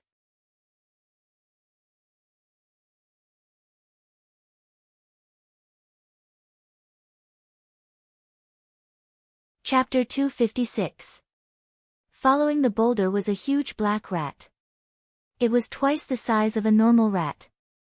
It fell to the ground with its 4 legs facing the sky, struggling non-stop. That's it. Han Yunqing looked at it from afar, her face full of suspicion. She imagined the poisonous beast to be ferocious and tall, baring its fangs and brandishing its claws. That's not the Gu Shu. The Gu Shu is imprisoned inside, it won't come out that easily, Gu explained. Han Yunqing sighed in relief. She thought it was the poisonous beast that came out. She thought that since the poisonous beast was called the Gu Shu, it should be a huge rat. Long Fei Yi and Tang Li's attention was focused on Jun Yixia and Duanmu Yao behind the Xian gold door. They didn't pay attention to the huge rat. Snakes and rats were in the same nest. If there was a snake in the secret passage, there would definitely be rats. There was nothing strange about it. Han Yunqing melted the Xian gold without making a sound. The secret room was huge. Jun Yixia and Duanmu Yao were quite far away, so they didn't notice anything strange. If we don't kill it now, when will we? Tang Li was about to take out the torrential pear blossom needles to attack Jun Yixia when the man in white suddenly said in a low voice, "Such a huge rat, I'm afraid it grew up eating human flesh." Once these words were said, everyone's expression changed greatly. Rats that grew up eating human flesh. Wasn't this the ferocious flesh-eating rat that only existed in legends?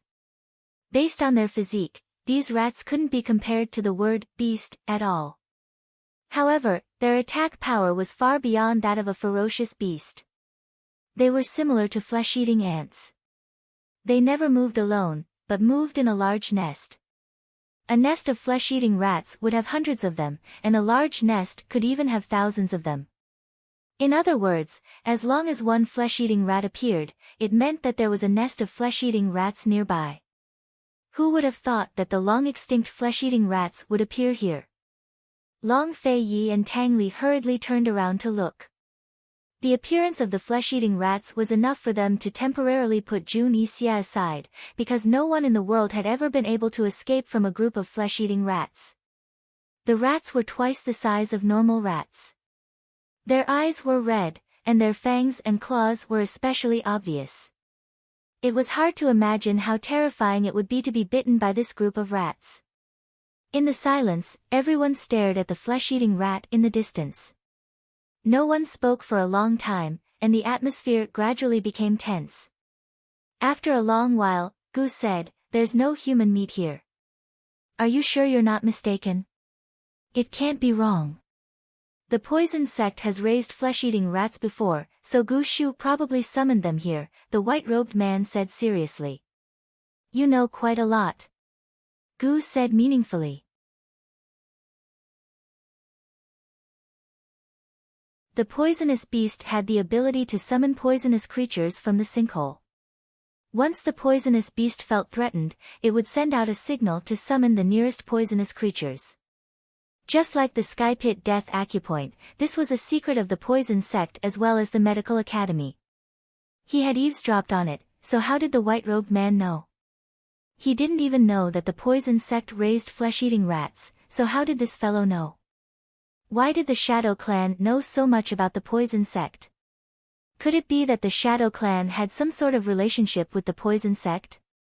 Gu's suspicions were just that, but there was no time to ask in such a dangerous situation. The white-robed man ignored Gu's suspicions and even gave up on probing Han Yunqing. In a low voice, he said, "Miss Yunqi, how much longer will it take for you to melt the Xian gold wall?" As long as the Xian gold wall wasn't melted, they had no way out. Unexpectedly, as soon as his voice fell, there was a sudden rustling sound from the top, and then a large group of rats fell from the hole one after another, densely pouring down like a flood. This scene was simply disgusting. Ah! Mu Ling was so scared that she curled up in a ball. She retreated to the back of the group, her shrieks loud enough to pierce through the roof of the cave. Long Fei Yi was the first to rush to Han Yunqing's side. Be careful. The rats kept falling out of the hole, unlike the one from before. Now all of them flipped to their feet as soon as they hit the ground and ran towards them. Still, they didn't attack immediately. Soon enough, hundreds of flesh-eating rats had all fallen to surround Han Yunqing's group in 4 or 5 layers, trapping them in front of the Xian gold door. Although there were fewer rats than the king cobras and they were not as venomous as the king cobras, they were much harder to deal with than the king cobras. This swarm of flesh-eating rats was extremely crafty. They only knew how to pick a single target and move as one to kill. Right now, pairs of scarlet eyes were staring covetously at Han Yunqing's group as they searched for their first target. Tang Li couldn't help but swallow his saliva. What should we do? Just 10 flesh-eating rats were enough to devour a person within a minute. Once these hundreds of flesh-eating rats pounced on a person, they would be able to devour the person until only the bones were left. That was simply something that could be done in the blink of an eye. Regardless of whether the surrounding people were martial arts experts or poison experts, no matter what method they used, they would not be able to kill all the flesh-eating rats in time. This was a competition of speed and quantity. Guess, who will they choose first? Gu joked, but his smile was pale. Being devoured until only bones were left, that would be enough to die. But this way of dying was too tragic. There's actually no difference. The white-robed man revealed a terrifying fact. Once the flesh-eating rats had devoured one person, they would quickly pounce on the next. Legend had it that in the history of the Great Qin Empire, a group of flesh-eating rats had annihilated an entire army. Then we can only run. Before the flesh-eating rats attacked, run. Long Fei Yi turned his head to look at Han Yunqing. Without his reminder, Han Yunqing had already taken out a large bottle of super-strong aqua regia to speed up the melting of the Xian gold wall. If possible, Han Yunqing would be more willing to pour the super-strong aqua regia on the flesh-eating rats. Unfortunately, she didn't have enough. And even if she had enough, facing such a large group, it would be impossible to kill them all at once. If she didn't kill them all, it would instead cause the flesh-eating rats to counterattack. At that time, she would be the first to die. In fact, Han Yunqing didn't only have super-strong aqua regia that could kill the flesh-eating rats. There were many poisons that could do the same. But, the principle was the same. This group of beasts had the advantage in numbers and speed. Han Yunqing took out all the super-strong aqua regia from the detoxification system and used it. The Xian gold door melted very quickly. The golden liquid continued to flow down, and more of it, the hole became bigger and bigger. However, at the same time, the flesh-eating rats seemed to have chosen their targets. One by one, they were lying on the ground, ready to pounce at any time. Han Yunqing, you go in first. Long Fei Yi said in a low voice. He stood in front of Han Yunqing. He said to let her go in first, but in fact, he wanted her to escape first. It's almost done. If we want to escape, let's escape together. Han Yunqing used all her strength to melt the Xian gold door. She casually gave the last bottle of aqua regia to Mu Ling, help, quickly. Mu Ling, was still trembling.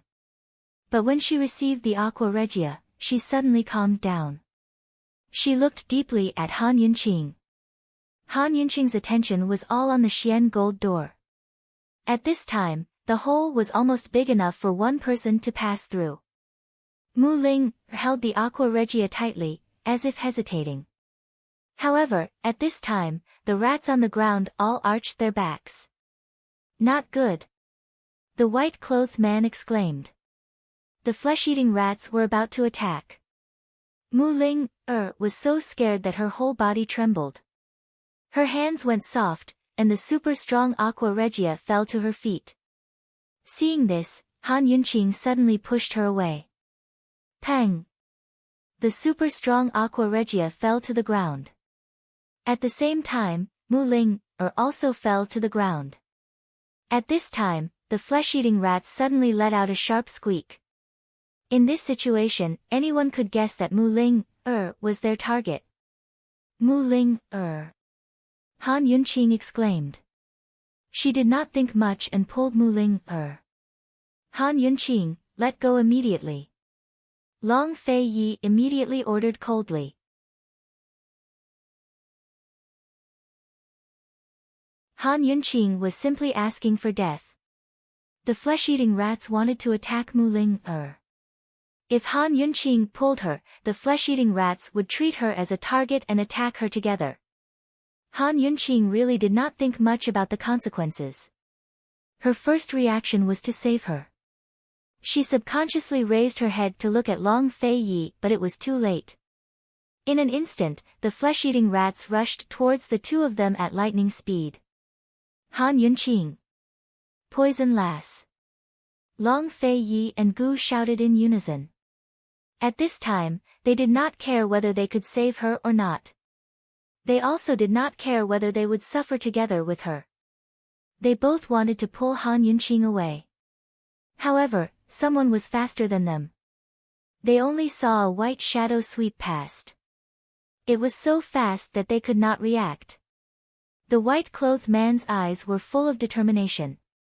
He pulled Han Yunqing to the side of the wall and pulled her hand across the wall. This process was so fast that it was terrifying. Not to mention the others, even Han Yunqing herself was confused. She completely did not know what had happened. She only felt that her 5 fingers were scratched by something and it was extremely painful. Boom! With a loud sound, the Xian gold door collapsed with a loud crash. Run! The white-clothed man shouted.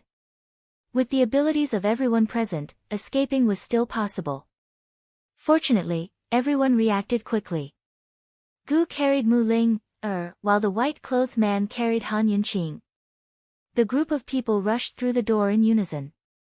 At this time, a surprising scene occurred. The dense swarm of flesh-eating rats that were crazily rushing towards them suddenly stopped abruptly and stopped outside the Xian gold door. They let out an incomparably sharp squeaking sound. It was unknown whether it was out of unwillingness or fear. Unexpectedly, not a single one dared to take half a step forward. Everyone who had escaped far away saw this and finally stopped. They all heaved a sigh of relief. That was simply a matter of life and death. It was too dangerous. This was the secret room where the poisonous beast was kept. Since these flesh-eating rats were summoned by the poisonous beast, why didn't they dare to come in? And what exactly happened just now? Why did the door collapse? After taking a deep breath, everyone was suspicious. Long Fei Yi asked coldly, Han Yunqing, where's the white-clothed man? When he escaped, he immediately looked at Han Yunqing. However, he found that Han Yunqing was standing alone. The white-clothed man was nowhere to be seen. Han Yunqing looked at Long Fei Yi in a daze. She slowly stretched out her 5 fingers. Her 5 fingers all had small wounds that were still bleeding. Where's the white-clothed man? She also did not know. Everything just happened too suddenly. She really did not know how it happened. When she came back to her senses, she was already standing here.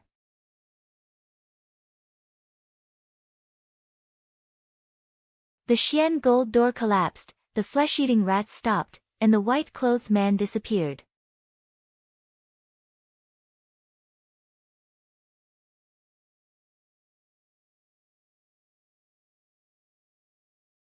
Chapter 257. Everyone thought that the white-clothed man came for the poison beast and kidnapped Han Yunqing so that Han Yunqing could help him deal with the poison beast. However, everyone seemed to be wrong. After the white-clothed man brought them here, he actually left without saying goodbye. That white figure was so fast just now, it could only be him. The person who opened the Xian gold door could only be him. Long Fei Yi still understood the speed of the Shadow Clan, but that speed just now had exceeded the normal speed of the Shadow Clan. Long Fei Yi knew that that fellow must have used all his strength. If it wasn't for that speed, they would have been swallowed by the flesh-eating rats. Although he didn't know how he opened the Xian gold door, this door was definitely opened by him. And what did this have to do with Han Yunqing? Looking at Han Yunqing's bleeding fingers, Long Fei Yi's eyes darkened. No one knew what he was thinking. Han Yunqing was also confused. Her 5 fingers seemed to have been scratched by something. The wound was very small, but it kept bleeding. It was very painful. She didn't know if the wound on her fingers was accidental or if the white-clothed man did it intentionally. Ling, do you have medicine to stop the bleeding? Gu anxiously asked. Mu Ling, looked at Han Yunqing with a complicated expression. She didn't answer for a long time. Mu Ling, Gu anxiously said. Mu Ling, came back to her senses. Just as she was about to take the medicine, who knew that Long Fei Yi would pull Han Yunqing's hand and actually suck on her finger in front of everyone. In that instant, Han Yunqing, who was still in a daze, felt like she had been electrocuted. Her entire body trembled and her entire body immediately tensed up. However, Long Fei Yi didn't just suck on her finger, he even gently sucked on it. His lips were cold, but his blood was warm. Han Yunqing could even feel the wet tip of his tongue resting on her fingertips. This feeling was extremely similar to a kiss. Oh God, she couldn't take it anymore. For a moment, everyone looked over and saw that Han Yunqing's face was as red as a ripe apple. Long Fei Yi's actions were so gentle that it was unlike him. After a long while, Long Fei Yi finally let go of Han Yunqing's finger.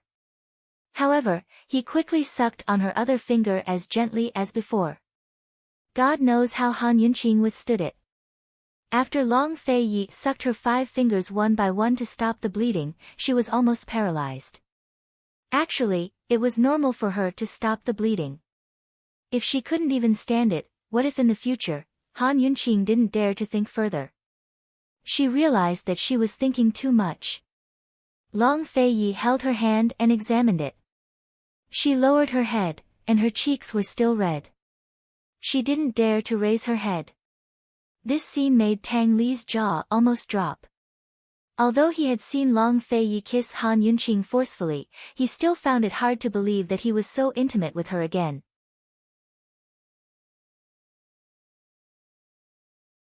This cousin of his had been a clean freak since young. Not to mention women, he wouldn't easily have physical contact with men. Of course, this scene was especially dazzling to Gu. The flesh-eating rats are gone. He reminded loudly, breaking the ambiguous atmosphere in the air. Unfortunately, Long Fei Yi ignored him. He was such a person. His actions were so gentle, but his voice was always cold. No one could tell that he cared. He looked down at Han Yunqing, who had her head buried, and asked coldly, "Does it still hurt?" "It doesn't hurt anymore." Han Yunqing carefully withdrew her hand from his. For the first time, she felt a sense of belonging between husband and wife. She felt that she belonged to this husband. Long Fei Yi didn't ask any more questions. He looked out of the door and saw that the flesh-eating rats had completely dispersed. It was as if they had never appeared. Regardless of whether they were unwilling or in awe, they couldn't enter the secret room. Did the man in white know about this? The huge secret room was empty. The imprisoned poison beast was nowhere to be seen. Jun Yixia and Duan Muyao, who were there just now, were all gone. This was the lowest point of the sinkhole. It was the place where the poison beast was imprisoned. It was actually the most dangerous place. "Be careful," Long Fei Yi whispered. Everyone stood back to back in a circle. They were all on high alert. Tang Li looked around and quickly realized that something was wrong. This Xian gold door isn't the main door. The main door is over there. Looking in the direction Tang Li pointed, they saw a stone door that could be pushed. It wasn't sealed like the Xian gold door. It was just a little collapsed, but it didn't prevent people from entering and exiting. Looks like Jun Yixia and Duan Muyao triggered Tiankeng's death acupuncture point. Gu was very sure. Once triggered, one would directly fall to the lowest point of the sinkhole. The stone door of the secret room must have collapsed because the death acupuncture point was triggered. The man in white had a map. The door marked on the map should be the main door. The man in white seemed to have deliberately led them to open the Xian gold door. Could it be that they took the poison beast away? Tang Li asked suspiciously. There was no one in the secret room. Jun Yixia and Duan Muyao had both left. That was the only explanation. Impossible. Jun Yixia doesn't have the ability to do that. Gu immediately refuted. Even if he came, he would have to bring Mu Ling, to help. Jun Yixia's poison skills were very strong, but he definitely couldn't control the poison beast. Duan Muyao, who was traveling with him, was even more impossible. Let's go outside and take a look. Long Fei Yi said lightly.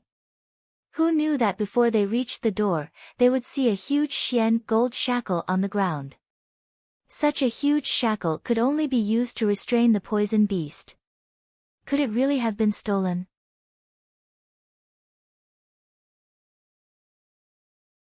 Han Yunqing was also shocked. Long Fei Yi squatted down to examine it carefully. He found that the iron shackle was very intact. There were no signs of it being cut. The two shackles were also intact and hadn't been opened. Gu took a look and followed the iron shackle all the way to the foot of the wall. He found that the other end of the iron shackle was still fastened to the wall and hadn't been cut. Strange. The shackle was intact, but the poison beast had disappeared into thin air. What does the poison beast look like? Han Yunqing asked seriously. Unfortunately, no one could answer. Even Gu, who knew a lot about the sinkhole, hadn't seen the poison beast's true appearance. At least it's not small. Judging from the shackle, the Gu Shu was at least the size of a bear. However, it was really hard to imagine what kind of rat would be so big. If it was a rat, wouldn't it be too disgusting? Let's go outside and take a look. There were only 2 doors to the secret chamber. Whether it was the poison beast, Jun Yixia, or Duan Muyao, they could only leave through the stone door. Long Fei Yi and Han Yunqing walked side by side at the front. Han Yunqing hesitated for a moment, but still opened her mouth. Duan Muyao and Jun Yixia are together. Before Han Yunqing could finish, Long Fei Yi interrupted her. I heard it in the snake cave. Han Yunqing suddenly didn't know what to say. He said he heard it, but did he hear Duan Muyao and Jun Yixia's voices? Or did he hear her say she wanted to complain? Actually, she wanted to ask if Western Zhou and Northern Li were in cahoots.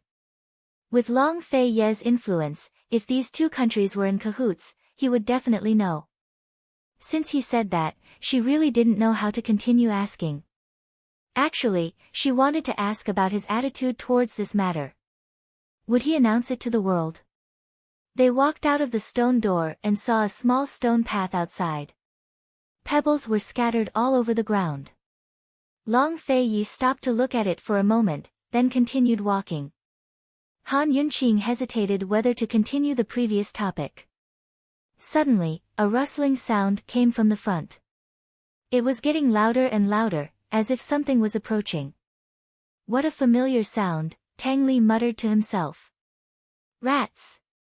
Those rats are coming again. Mu Ling, suddenly screamed.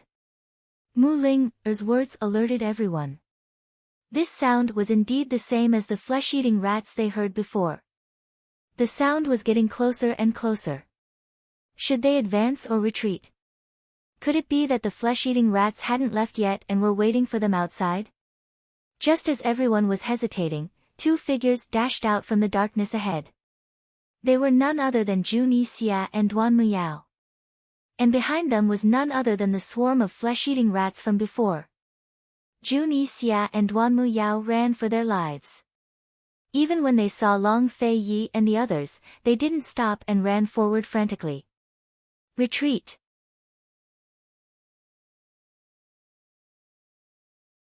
Long Fei Yi made a prompt decision. He pulled Han Yunqing and retreated. Everyone retreated. Gu immediately went forward to close the stone door. He, we'll open the door later to collect their corpses. As he spoke, he was about to close the stone door, but Long Fei Yi called out, "Wait." Gu glanced around to make sure everyone was there. He asked irritably, "Who are you waiting for?" Long Fei Yi didn't answer. He let go of Han Yunqing's hand and pulled out his sword to block the stone door.